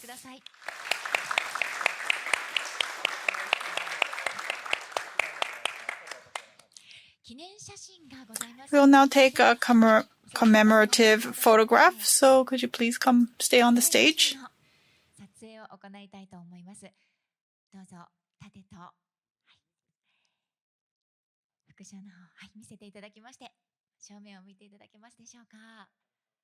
And please face front, so we can take a commemorative photo.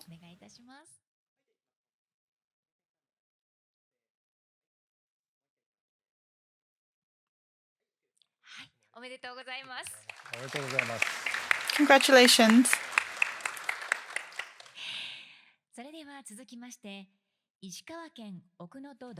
Next, we will present the award to Ishikawa Prefecture Okunoto Civil Engineering Office.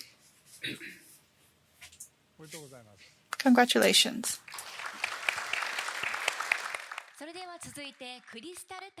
And next, we will be giving the crystal plaque.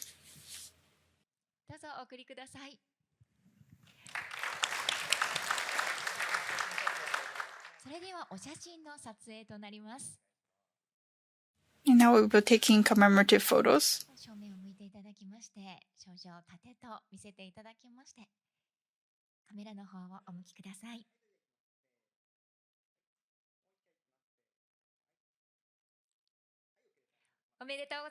Congratulations.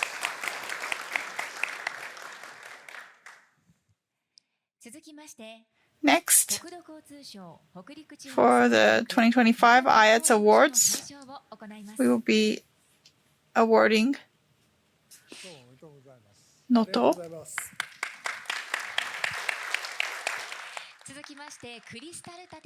And we will be giving the crystal plaques next. Congratulations. And next is a commemorative photograph. Please face the camera.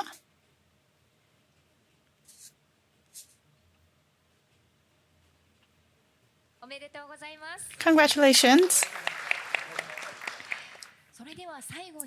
Lastly, we would like to take a commemorative photo with all the award recipients. Please line up on the stage.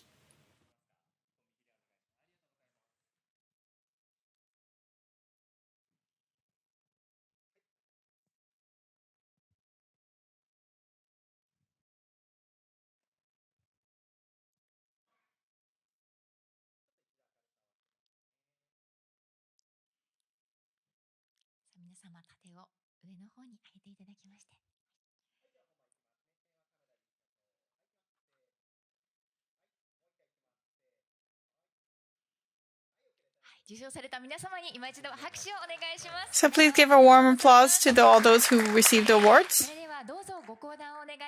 Please step down from the stage now.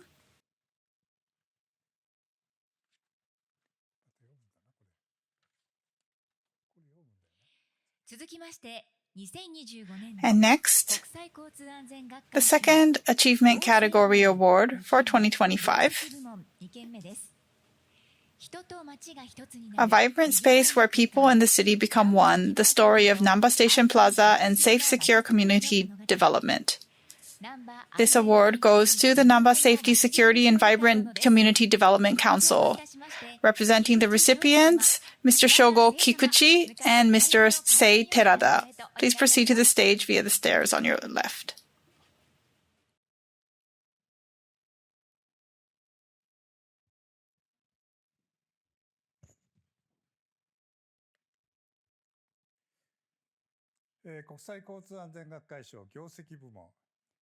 Now, in the achievement category, we would like to present this award to the Namba Safety, Security, and Vibrant Community Development Council. We present this award in recognition of your outstanding achievements to create a vibrant community with respect to your and in recognition of your valuable contributions on April 10th from IATSS, President Takeuchi. Congratulations.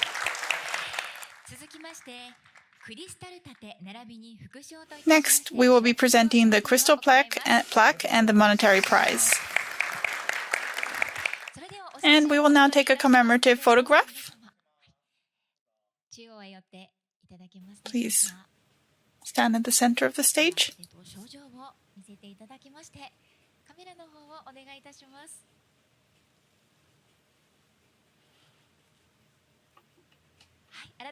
Thank you. Congratulations once again.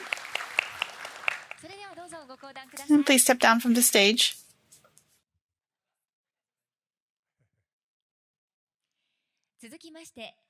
And next is the 2025 IATSS Awards Publication category. This year there is one award. The title of the work is Selection and Succession of Technical Systems, the Gauge Debate in the National Railways and the Development of the Shinkansen. The recipient is Mr. Hiroki Kikuchi.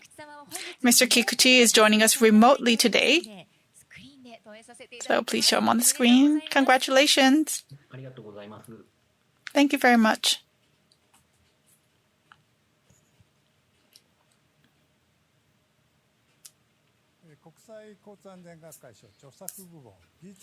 So we will be presenting this IATSS award in the publication category regarding the selection and succession of technical systems.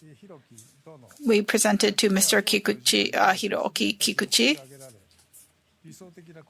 We present this award in recognition of your outstanding achievements.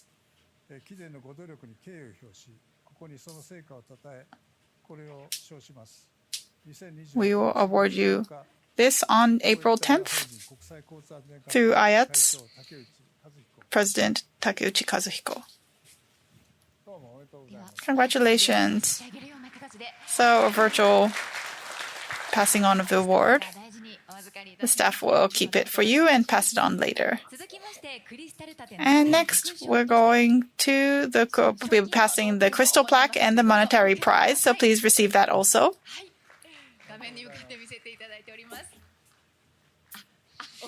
Oh, he received it. Thank you. Congratulations. And next on the screen, Kikuchi, Mr. Kikuchi is also there, so we can take a photo like this. Please show your happy face.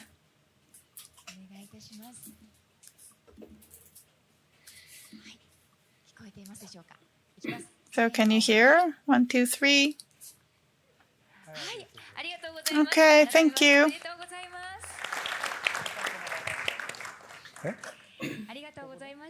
Thank you very much. Thank you for receiving it virtually.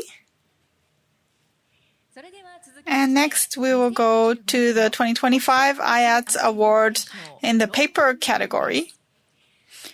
So this year, there are 2 awards.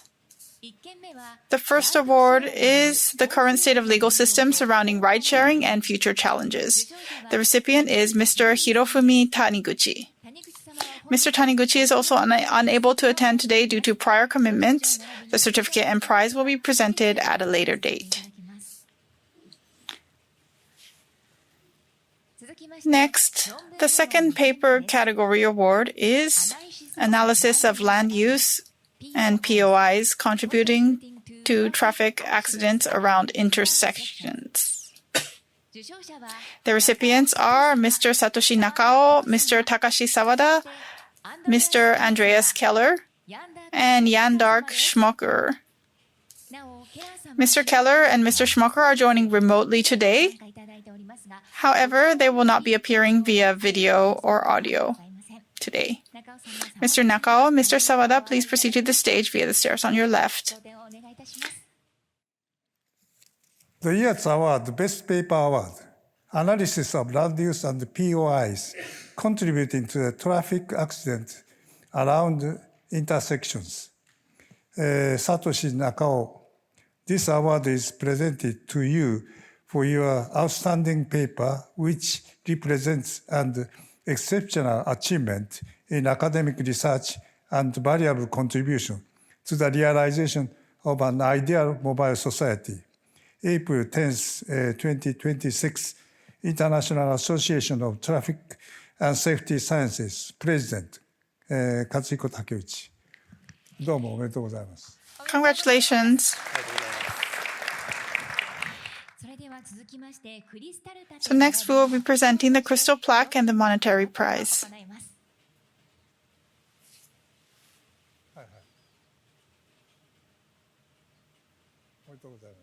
Congratulations.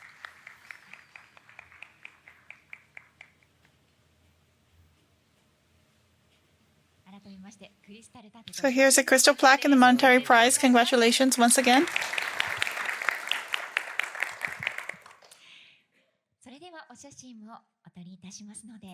We'll also be taking a commemorative photograph, so please face front.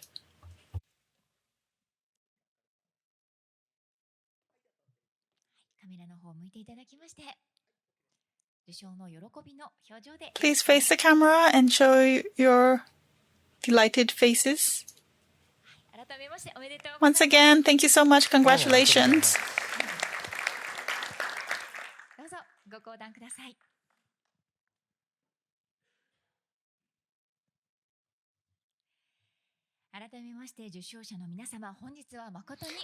Again, congratulations to all the award recipients. Now I would like to have the congratulatory speeches from our distinguished guests. The first person is Mr. Koichi Tachikawa.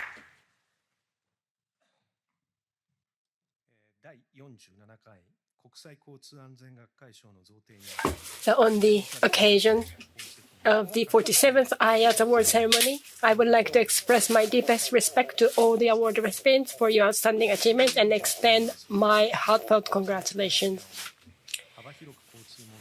I would like also to take this opportunity to express my sincere appreciation to IATSS, which since its establishment in 1974 has addressed a wide range of traffic-related issues from an international perspective. So the traffic fatalities this last year was 2,447. It has recorded marked the record low since we started taking the statistics.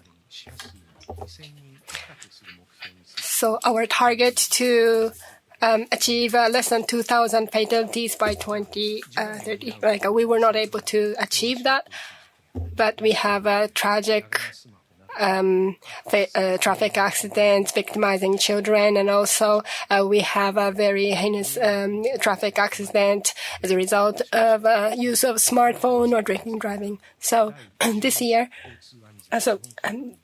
we established the 12th Fundamental Traffic Safety Program. And based on this program, we collaborate with various related agencies. And we will make sure to ensure safety of the pedestrians, especially children and elderlies. And we also introduce the enhanced traffic safety education. And we will promote various initiatives to control or reduce the fatal traffic accident. And it is crucial that the police will collaborate with IATSS and other organizations and deepen understanding about the issues. And we sincerely hope that IATSS will continue to advance its international and interdisciplinary research and to further contribute to the realization of a safe and comfortable mobility society. And I understand that we will hear the presentations of the award recipients.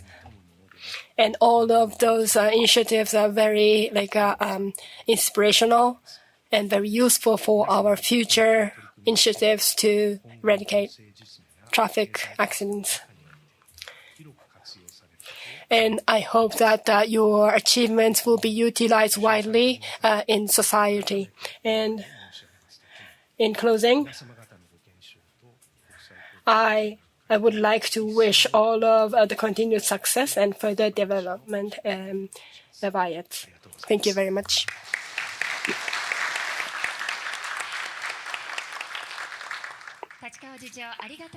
Mr. Tachikawa, thank you very much for your speech.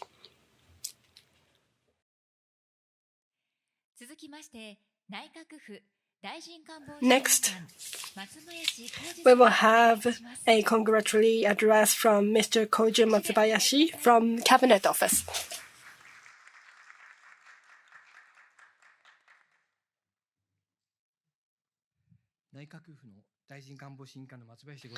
I'm Matsubayashi, Deputy Director General of the Cabinet Office. First of all, I would like to extend my sincere congratulations to all the recipients of the IATSS Awards. And I would like to also express my deep respect and appreciation to everyone at IATSS for your active engagement in the activities related to traffic safety. So last year, the traffic fatalities last year was 2,547. So this was the lowest since we started taking the statistics. And this is the result of a close collaboration between different sectors and different people, organizations, to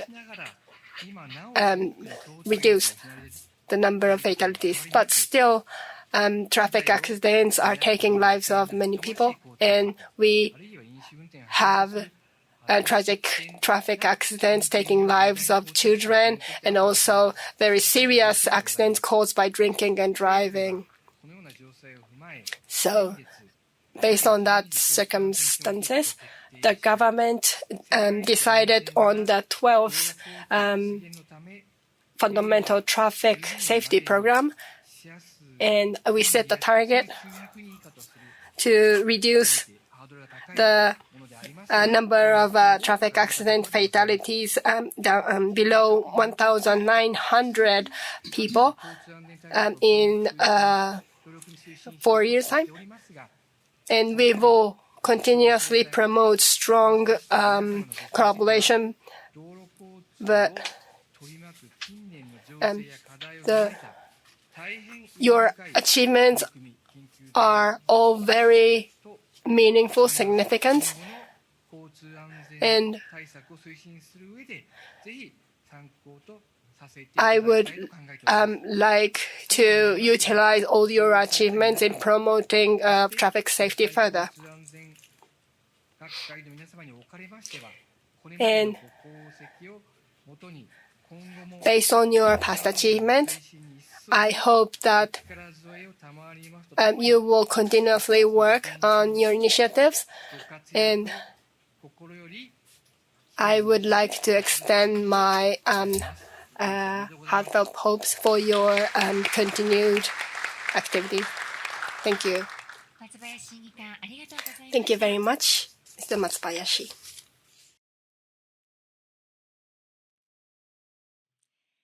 続きまして、受賞をされました菊池弘樹様。So next, we would like to welcome Mr. Hiroki Kikuchi and Mr. Hirofumi Taniguchi and Mr. Satoshi Nakao will deliver remarks of appreciation. First, we would like to invite Mr. Hiroki Kikuchi. Mr. Kikuchi is joining us online today, so please unmute yourself and begin. Hello, this is Kikuchi. Can you hear my voice okay? Yes, we can. So as for me, as we have been commended, I belong to Nisho Gakusha University, but from April at Saitama University, I now be able to continue my research. I am the associate professor at Saitama University. So today, we have been commended for this really achieved the literature award. I'm ever so grateful for commended with the inheritance selection of technological system, the gauge conversion debate in Japanese National Railway, and the development of the Shinkansen. I'd like to extend gratitude and appreciation to have received this prestigious award. So in preparation at Tokyo University in the PhD, and based on the thesis that I have worked on. And to begin with, the starting point for this research, I was so impressed by this drama surrounding this technological breakthrough. So therefore, I really wanted to go deep into this space, and I have started as a researcher. And then to face the society and how it should be, how the technological breakthrough should be, and the societal actors, how they contribute and impact the breakthroughs in the technology. So we have focused on the bullet train, Shinkansen. With such supporting mechanism in place, we have been able to really continue with this research. So in the course of the research, we have faced a series of challenges with the support from our colleagues and also our professors, and I was able to continue throughout the course all the way to PhD. And we have authored this, and it took us about a decade to come this far. So Tokyo University's and the research fellows and all the professors, I would like to take up on this opportunity to extend their gratitude, and all the practitioners and also those worked on the editorial process. We have given so much support. So I would like to again extend the gratitude for your support. This is a good milestone for us, but there has been so much other uncharted territory that we can certainly extend. So therefore, how they can contribute for the betterment of the technological breakthrough, it is very important for us to go deep into that. And not only limited to those high speed, but mobility at large and such elemental technology that's supporting them. And we would like to continue to focus on those areas so that we can scale into this space. So with this great motivation, we would like to continue with our continuous research. So with this, we would like to conclude. And thank you very much for your support.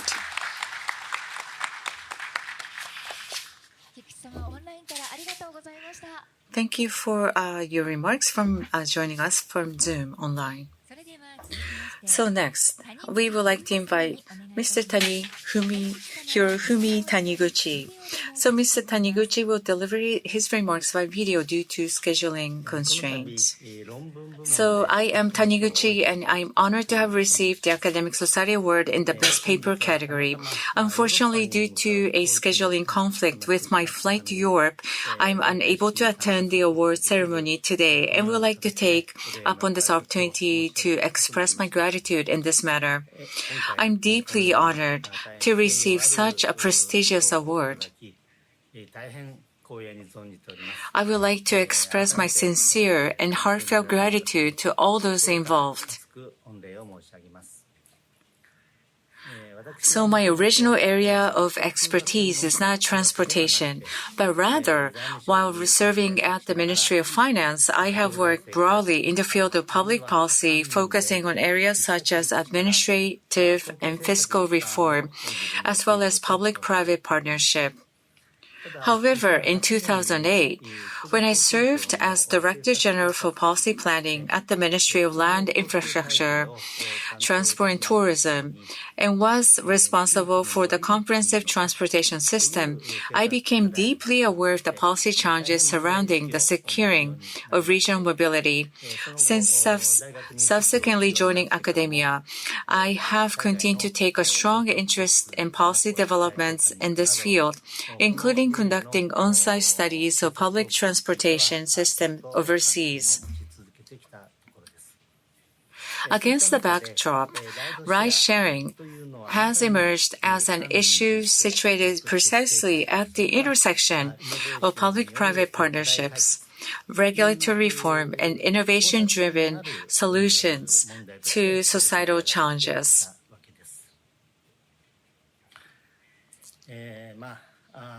With regard to how society should embrace such new business models, we are all still feeling our way forward. In a world where there are no clear-cut answers, we're still exploring things in this world. So today, as existing orders are being disrupted, in many ways, and unprecedented societal transformations are unfolding at an astonishing pace.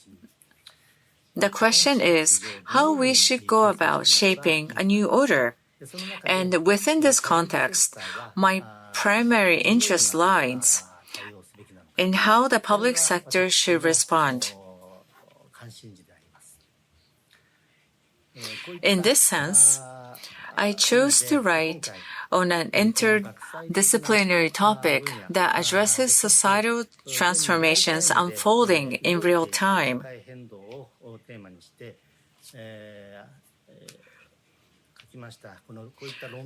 And the recognition of such work serves as a great encouragement to those who strive to take on challenges in a field where standards and evaluations are not yet fully established. Securing mobility, in my own words, means the freedom to go where one wishes, when one wishes, at any given time. So the question is how we can achieve this. I intend to continue deepening my research while staying closely attuned to the pressing needs of people in their daily lives. Thank you very much for your kind attention.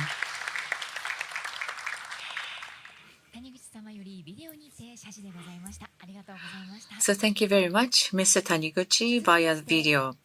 Next, we invite Mr. Satoshi Nakao. Mr. Nakao, please come up to the stage.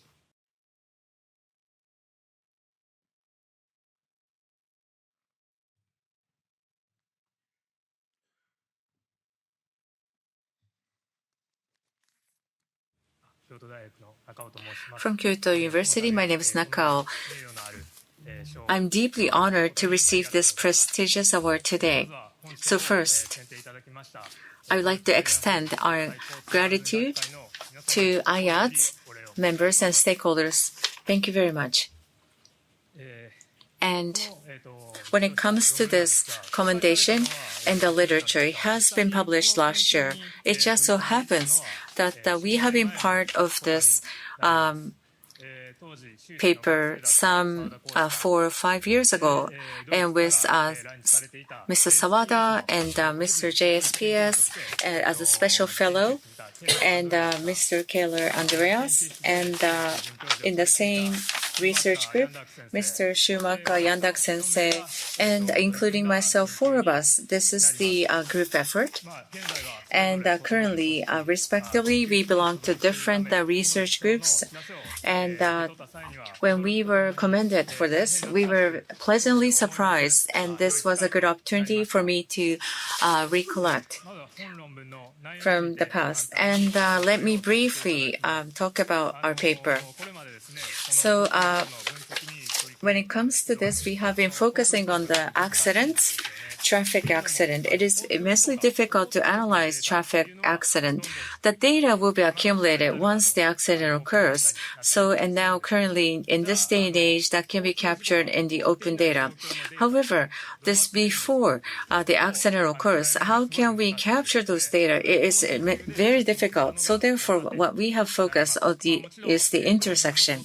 So of course, majority of the accident occurs in the vicinity or close to the intersection. So therefore, for those intersections that are bound by such accidents and vice versa. So we have been able to categorize them, and we really wanted to double down on the situation. So therefore, we have been focusing on the intersection. Under the normal research, this is a large scale. This is an open stream map that we have utilized. So this is a one way, and there's a smaller, those intersections that we also paid attention to. And especially there are residential roads, and there are those smaller roads that exist in Japan with the intersection. So therefore, this is the very first research that has taken place in Japan. I find our research to be very meaningful on that point. When we are engaged in the research, so we really always think about how we can better contribute for the betterment of the society. So not only for Japan, but this is something that we have hoped that this will be extended to the global arena as well. So we are very grateful for this commendation. And also, we hope that this will be a very comprehensive spatial area that we can contribute for the betterment and the reduction of the traffic accidents. And also, not only the optical analysis, but we would like to nurture the history and the background of the society. We would certainly like to contribute for the betterment of the research going forward. So thank you very much for this commendation today. So thank you very much, Mr. Nakao.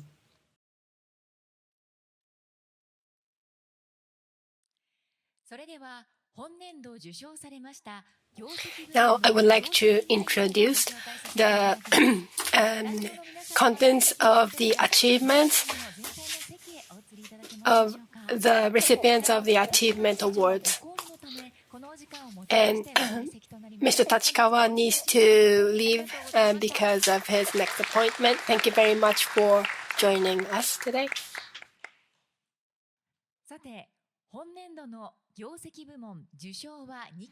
So there are 2 recipients of the Achievement Award. The first Achievement Award goes to Guardians of Road Infrastructure in Noto, Satoyama Voices from the Frontlines, Emergency Road Restoration and Reconstruction. And the recipients are Ishikawa General Construction Association, Okunoto General Civil Engineering Office, Ishikawa Prefecture, and MLIT, Hokuriku Regional Development Bureau, Noto Reconstruction Office. These 3 parties will introduce their activities. The first one is Mr. Takashi Nagara from Ishikawa Prefecture General Construction Association. Thank you very much for your kind introduction. I'm Nagara from Ishikawa Prefecture General Construction Association. And here I would like to introduce the activities that we implemented.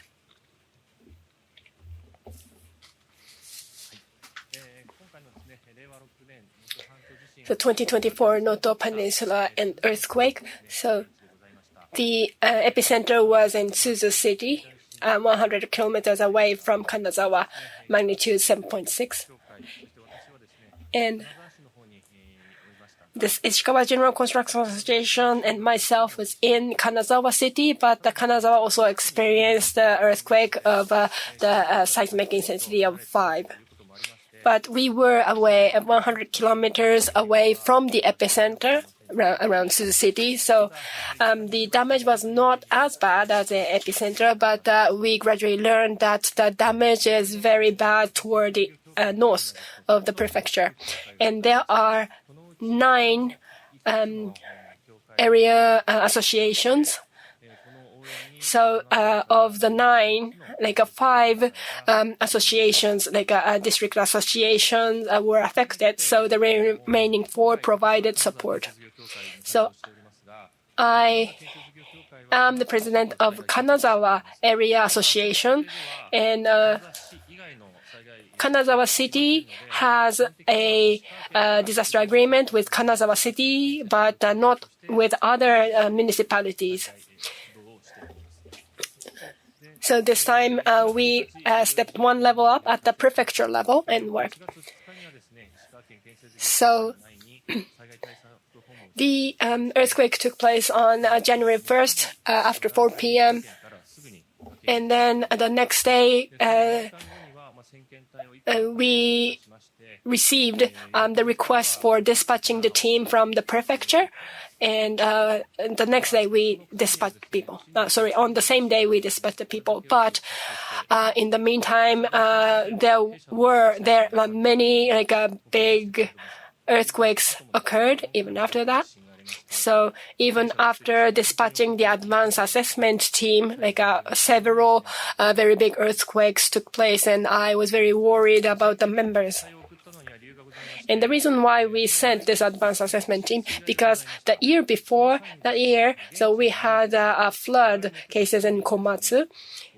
And the lesson we learned from that case is that there was a mismatch of what we could supply and then what the affected area needed. So we learned lesson from that, and this time we decided to first send the advanced assessment team to assess the situation of the affected area. So 9 a.m. on the next day of the earthquake, so we started with a backhoe loaded on the trailer, and along the way we encountered these situations, but like landslide, and there are many big steps. So we collected the debris around and to smoothen the step. So we started around 11 in the morning, and then we finally got there 12 hours later, nearly midnight. And you see the right photo, you see red lights, they are all ambulances. Many ambulances were dispatched, but they couldn't move because of the blockage of the land, and then our machinery removed the debris and allowed the ambulances to move. Some other photos. And there were no places to stay and no food. So it was a very bad situation. And the following day, the 3rd of January, so at the Kanazawa Construction Association, this is a Kanazawa Cities Association, we set up the disaster committee, and then we decided on the plan and how to assist the affected area. So, and that included where to procure the aid supplies, and also the schedule, and also what kind of machineries we should bring, because if the machine is too big, it's not really usable there. So, and also the way of communications. So sometimes it's hard to obtain communication through mobile phones. So we use the satellite phone and so on. So Kanazawa shared what we decided with the rest of the area associations in the south. And so we coordinated our activities, and then in total 145 construction companies sent out more than 2,000 groups until April. And then we need the crushed stone for restoration, but it was not available in that affected area. So we collected those stones in different areas and brought that with dump trucks.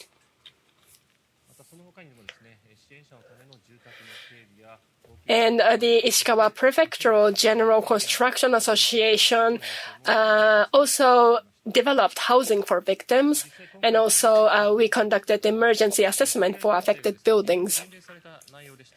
And what we felt from this case was that, some of the disaster agreements were not really effective or not working effectively, so we need to have effective disaster agreements. And it was during the New Year holiday, so it was very difficult to communicate with each other, especially the public, route of communication. So we utilized our private connection and so on, but it was very hard.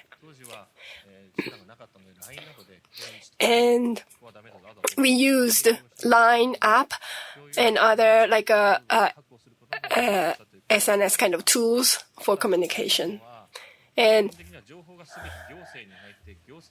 what we can say from there is that, all the information goes first to the government. So if the government cannot work effectively, we cannot get the necessary information. So, and actually, after the earthquake, we had a torrential rain disaster in September. So we implement the lessons we learned, and then we have a better a response to that. So lastly, I would like to thank all the people who have supported us. And full-scale recovery has finally begun here. And I hope that what we learned will be utilized by many people. Thank you very much.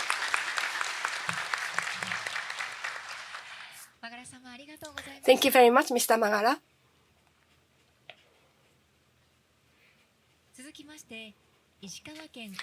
Next is Ishikawa Prefecture, Okunoto General Civil Engineering Office. Mr. Maeda, please start your presentation. Thank you very much for introduction. I'm Maeda from Ishikawa Prefecture, Okunoto General Civil Engineering Office. And I thank you all for giving us this great award.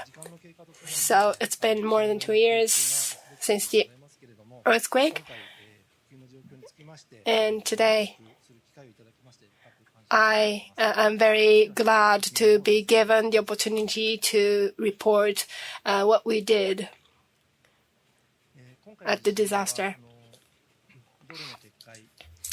So the roads collapsed, or the slopes collapsed, and up to 42 routes and 87 locations were closed to traffic. And this peninsula is surrounded by ocean and also the mountainous area. So the access routes were blocked. And we were in a very difficult situation to carry out rescue or restoration activities. So this is the initial activities right after the earthquake. So the prefectural, civil engineering office coordinated with the local construction associations to restore the routes. And many companies were already affected by the earthquake. So we received support from 145 companies, construction companies, who were working with us. And you see a gradual restoration steps. So 3 days after the earthquakes, we were able to secure the support route, rescue route. And after 2 weeks, 90% of the routes were restored. But this is not the full restoration. So sometimes only one lane was available. So it caused lots of traffic congestion. And we developed the 18 kilometer of a roundabout implementation of the road to ensure effective traffic. And one of the challenges that we were faced in the site, this is a shortage of the restoration or recovery material. So we need asphalt to make recovery, but the asphalt plant in the local regions were affected by the earthquake and was not able to operate. And it was not possible to transport asphalt from the southern part of the prefecture because of the blockage of the road. So we established a kind of intermediate stockyard of the asphalt, and then we made a feeder transportation. So that helped us reduce the time to transport the material to the affected regions. And next is what we did in different local areas. So when there was a slope collapse, so first we removed the landslide, and also we installed large sandbags. This time we prioritized speed. So first we tried to secure just one lane for the vehicles to pass, and then we used the blue sheet to cover the slope and also the left bottom photo. So we secured the emergency route, and the photos on the right side to check whether large vehicles can pass the road or not. So we made a trial, operation of the large vehicles on the restored road with the help of the police, and check the availability of the roads. So these flexible responses at the local areas helped us recover quickly. And the current situation and future steps, the affected roads are being recovered.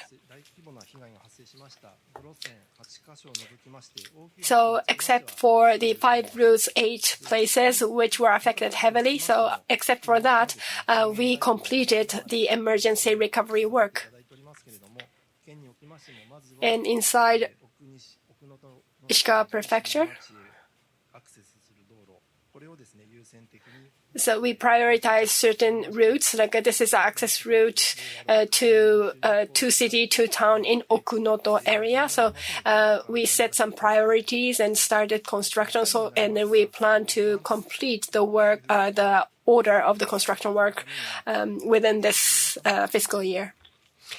And your support is still very much needed, and then I would appreciate your continued cooperation and support for us. Thank you very much. Thank you very much, Mr. Maeda.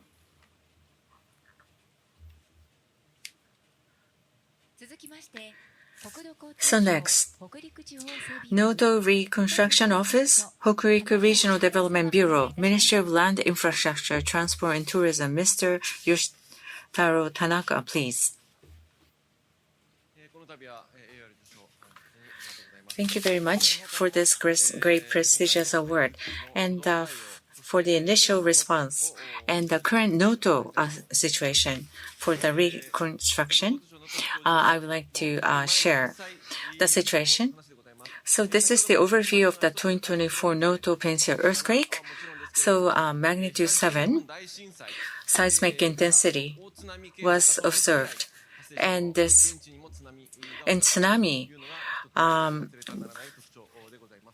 came. So this is the tsunami warning that was issued for the Noto region, Ishikawa Prefecture. And this is the photo, and we have taken the initial responses. So then one of the initial responses at Noto, there is a dedicated road. This is a highway. So this is by entry. So there are cars, they are stuck. And sometimes there are 20 vehicles, they are stuck on the road. So that's why we dispatch our staffs as we have confirmed the situation, water and food, and those portable toilets were brought in. So 11 out of the 20 vehicles, they were able to evacuate from here, and the remaining vehicles. And sometimes, the wife was looking for toilet or their keys. And some of them, just deserted their vehicles with the cars in it. So then, for this situation, similar situation. So there has been such situation, and there's a disruption of the roads. Against the backdrop, and also the construction companies, and we were able to dispatch ourselves with the excavator and heavy machinery to support them. And those light K cars, and if there are even 15 centimeters of the step height, and the cars cannot go forward. So therefore, we have been addressing such situations.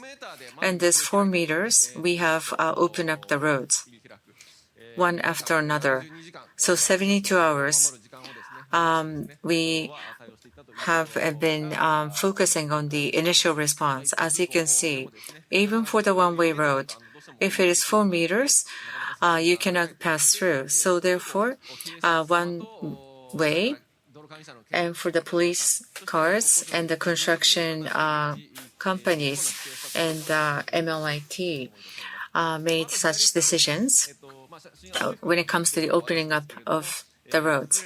And you will see me in the photo below. There has been so much complicated situations, and the civil engineering and the staffs had to be dispatched and jot down the electric pole's number, and then made a phone call to the Hokuriku Electric Utility Company if it is okay to route out such poles altogether.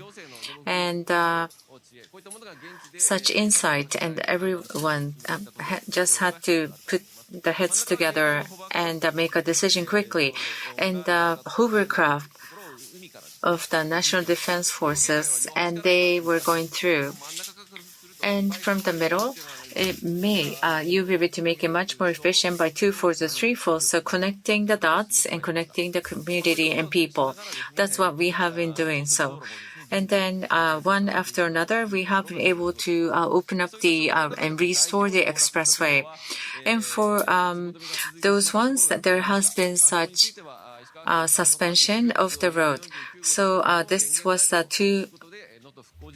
the national route 249, disaster recovery and coastal sections. And Okunoto MLT has been dedicated to this area. Against the backdrop, there has been such few kilometers with disappearance of such a route. And the MRT has been working to reconnect. And also surveying. And also you have to design with the private sectors. Even before we outsource to the private sectors, we have looked into this.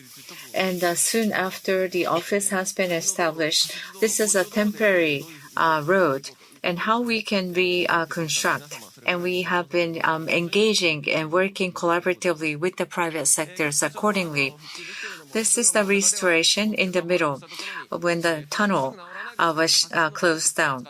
And we have used the protector temporarily and to try. We made use a lot of the workaround. And on the photo below, this is the temporary road established on those elevated area, and we have been able to secure the road accordingly for the passageway. And this, the middle photo, the second one from the right, so to create the road from where it was non-existent before. So all of the community residents, they are all waiting to pass through this area, so we have been doing so. So such roads have been restored one after another. So this is the spring.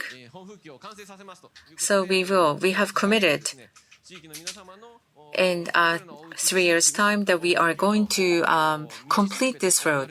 This will be a guiding light, and we are going to complete the restoration one after another. So September 20 to 22nd, and the warm, moist air flowed in from the south toward the low-pressure system in front of the Sea of Japan, creating high, unstable atmosphere conditions and resulting in a record-breaking rainfall in the Noto region of Ishikawa Prefecture. So this was marked higher. This was unprecedented. This torrential rain soon after this huge earthquake. So here, this is the not only for us but all of the construction office. So Noto Reconstruction Office established a frontline base. So for this torrential rain, in a matter of 6 days, was able to address. So 6 days after the disaster, was able to effectively resolve the situation and to restore the isolated communities. So there are many dangerous areas. Everything were inundated, and there are such soils coming down. And by leveraging those new technology, so at the top, an advanced technology at Noto, tip of the Noto Peninsula. So from Chiba Prefecture, the operator came to support us and mobilizing this unmanned heavy machinery and this spider, this special type, and you will be able to mobilize this like a robot. By implementing this, it was only from the direction, but with the introduction of specialized equipment spider, you will be able to work from 3-directional way. And this is the AI drone. This is the drone port that would be permanently established, and drone would be mobilized when there are such natural disaster that may occur. So we have been equipping ourselves to make Noto Peninsula much safer than before the disaster.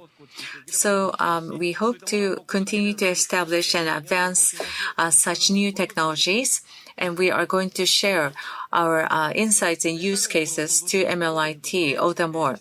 So therefore, we would like to create the basic policy. So this is the experience, the whole Noto, a journey full of inspiration. So this is the basic policy for the creative reconstruction of the Noto Peninsula scenic coastal route.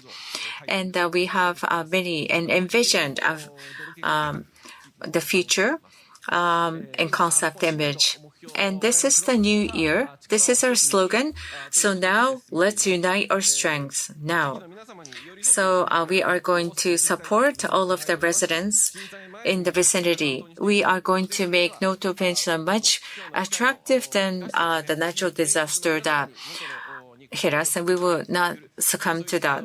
So therefore, we would like to continue to explore and to better contribute to advance Noto Peninsula. So with that, I would like to conclude my presentation. Thank you very much.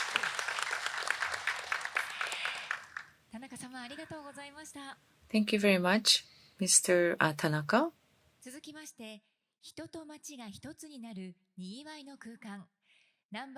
So next, we would like to welcome Namba Safe and Secure Vibrant Community Development Council. We're going to ask Mr. Kikuchi to provide us his presentation on vibrant space where people and the city becomes one. Thank you very much for your kind introduction. So my name is Kikuchi. So I am very honored to be presented with such a prestigious award. So if you can scroll up, you will see my name. I am the board member and the chair of the Namba Safe, Secure, and Vibrant Community Development Council. So, and in that role, within the shopping area from Meiji 3, so I am the fifth generation. We have the family-owned clothing business. I am part of and involved in that business at Namba. And this organization is composed of local neighborhood associations and merchant associations and companies. And this is the organization promoting the development of safe, secure, and vibrant area around Namba Station.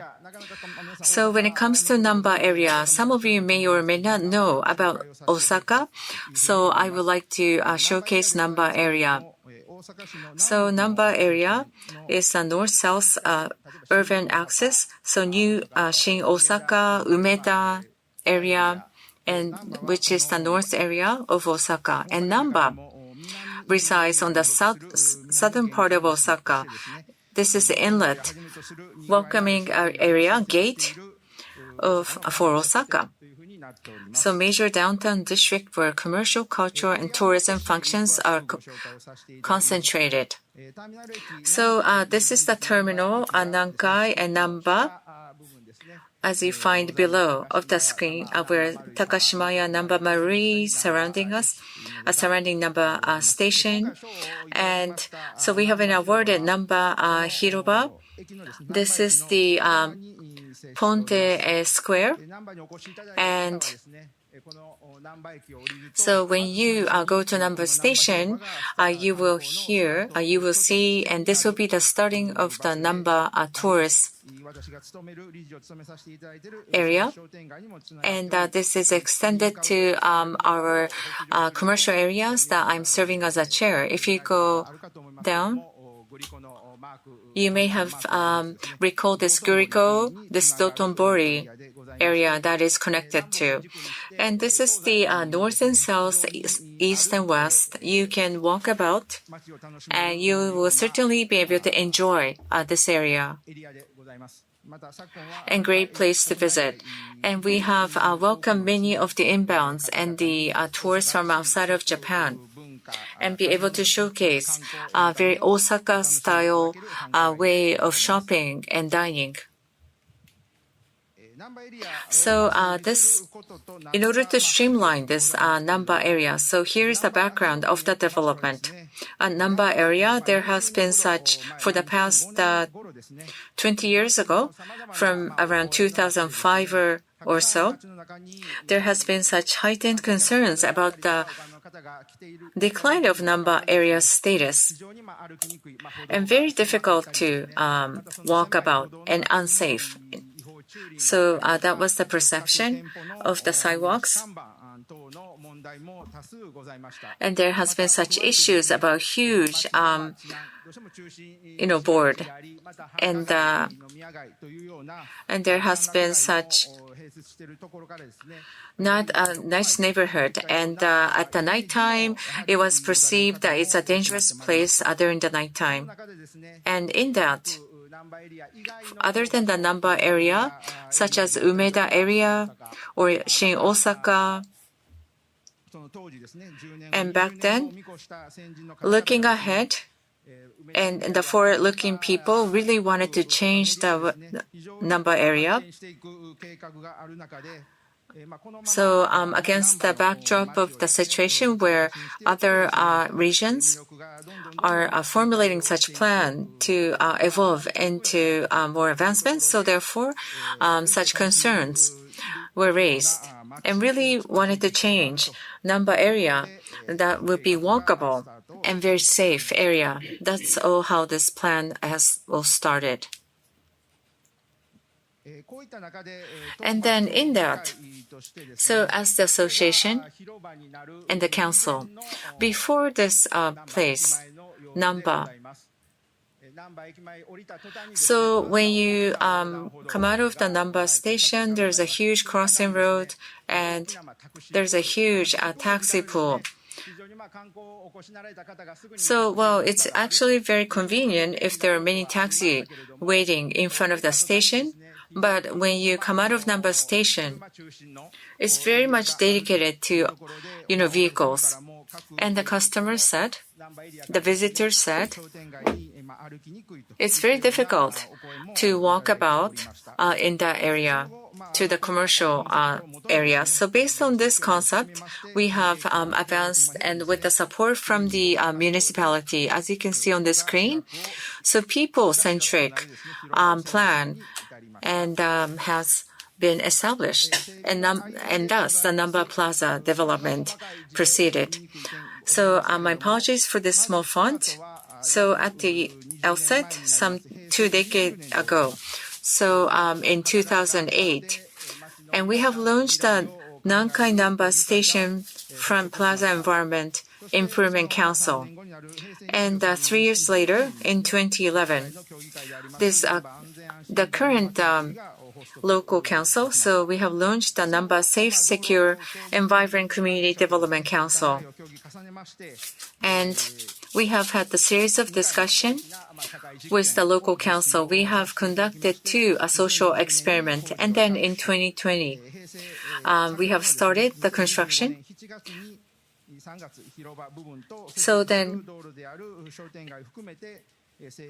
So we have completed. So it took us over 17 years. So we have completed in full in 2025 for the Namba Plaza and Nankai Street, and started public pedestrian convenience enhancement facilities, etc. have started. And the taxi pool, as you can see on this photo, this is where the taxi stations are. And toward the left, that is where the taxi pool was. And to the top of this area, this is Nansan district, constitute one of the commercial district. And based on the plan, accessibility is not on par. But this is the plan. Started from this district. So this was originally the road to begin with, and also such loading facilities. So we have relocated the loading facilities to the sidewalk expansion, and that would impact negatively to the residents, and such concerns were raised. However, with all of the government support, and including the local residents, and every household at a time, and the municipalities, and we have had we have made such explanatory sessions as well. And this is the development of Namba Plaza and after the development as shown in the photo. It's not that we are holding the events every day, but this is the place where the tourists will be able to really rest and relax. So we have been able to create a high quality, comfortable space as a tourism hub that attract people from around the world. And also we have reconfigured the space into a safer, more secure and vibrant environment for pedestrians. And it's hard to see here, but there is an open space. So we have positioned the benches. So you'll be able to sit on the bench and have a snack, for example. And for those open spaces, we sometimes host the events. So in terms of the operation of the structure, so we have completed. So the trial operation after Plaza completion took place November 2022 to August 2025. So preparatory committee manages and operates under an agreement with Osaka City.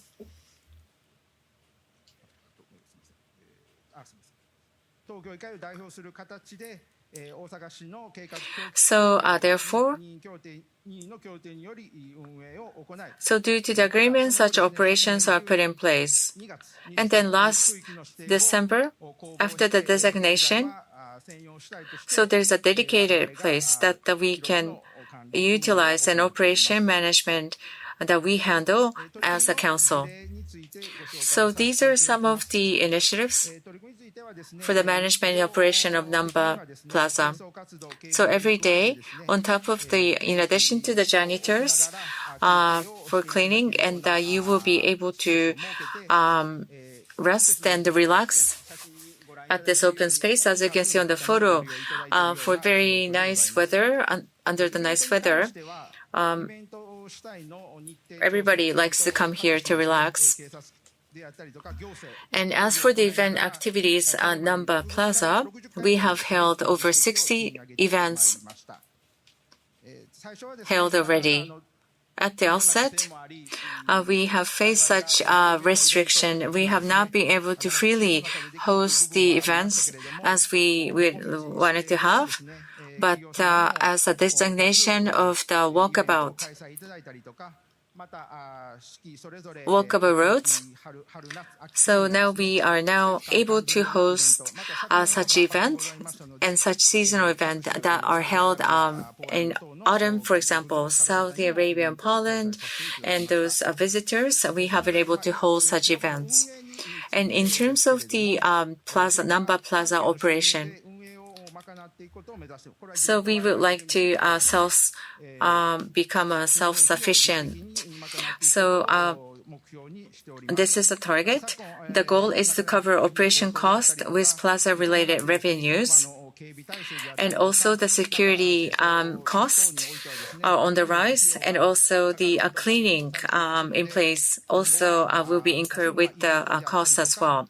So therefore, we would like to continue to host a series of events and also seek out the advertisement revenue as well. And the Nankai Railway, and they're also sponsoring as well. So we're going to continue to pursue the sound operation, and we are trying to consider incorporation going forward. So lastly, Namba Plaza, we're hoping to entice and attract many of the visitors, and we would like to hear and such positive feedback that we have been able to garner.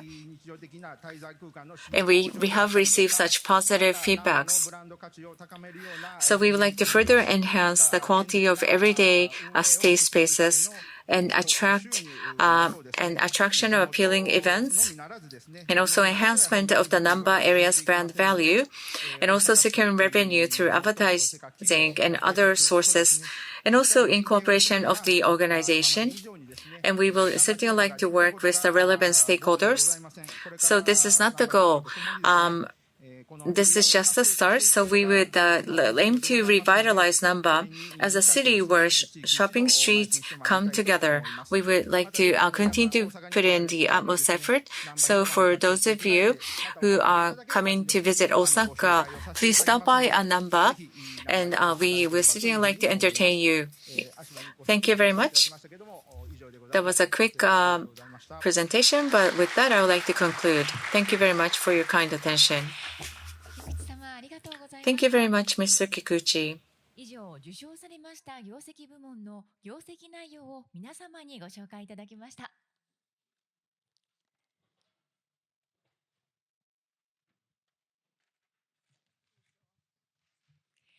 それでは、閉会にあたり So that was the achievement presentation. So now, in closing, we would like to ask Mr. Nobuyuki Kawai, Executive Director of the Society, will deliver the closing remarks. Mr. Kawai, please.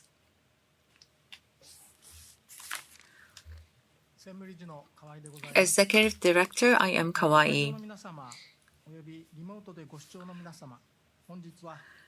So to everyone here at the venue and those joining remotely, thank you very much for attending the 2025 Research Report meeting and award ceremony of the International Association of Traffic and Safety Sciences, so-called IATSS. So we were honored to welcome Deputy Commissioner General Tachikawa from the National Police Agency, Director General Kusaka from the Ministry of Land, Infrastructure, Transport and Tourism, Director Matsubayashi from the Cabinet Office, and Director Yamazaki in charge of traffic safety measures, along with many participants from related organizations, the general public, and those joining remotely from overseas. We are able to present the results of our activities this year thanks to your continued guidance and support. So we would like to express our sincere gratitude from the bottom of our heart. Since its establishment in 1974, IATSS has brought together knowledge and experience from Japan and abroad to conduct research studies and discussions on the present and future transportation society and has shared these outcomes with the public. So currently, 60 members who are active at the forefront of various research fields related to transportation belongs to specialized committees such as the Research Committee, International Collaborative Committee, Journal Editorial Committee, English Journal Editorial Committee, Awards and Grants Committee, and the IATSS Forum Committee promoting practical and forward-looking initiatives with an emphasis on interdisciplinary and international perspectives. So earlier today, in the first half of the program, we presented the result of 4 selected research teams from last year's IATSS member project. And in recent years, not only in Japan, but also from a global perspective, the environment surrounding transportation has been rapidly changing, encompassing not only technological aspect, but also social and cultural dimensions. At IATSS, we will continue to place traffic safety at the core of our efforts, while aligning it with the new perspectives of sustainability and well-being, and will strive to advance a vision of transportation that is in step with the times and centered on humanity. Guided by the founding spirit of the founders of Honda Motor Corporation, as set forth in the principles of this foundation, namely to contribute to the realization of an ideal transportation society, and by IATSS Vision 2024, announced at our 50th anniversary ceremony. We are together with our members and the Secretariat will continue to strive toward the future, and we sincerely ask for your continued support. Thank you very much for your kind attention today. Thank you very much. With this, we conclude the 2025 Research Report meeting and the IATSS Awards Ceremony.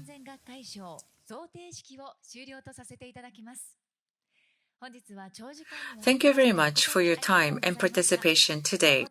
We sincerely ask for your continuous understanding and support for our activities.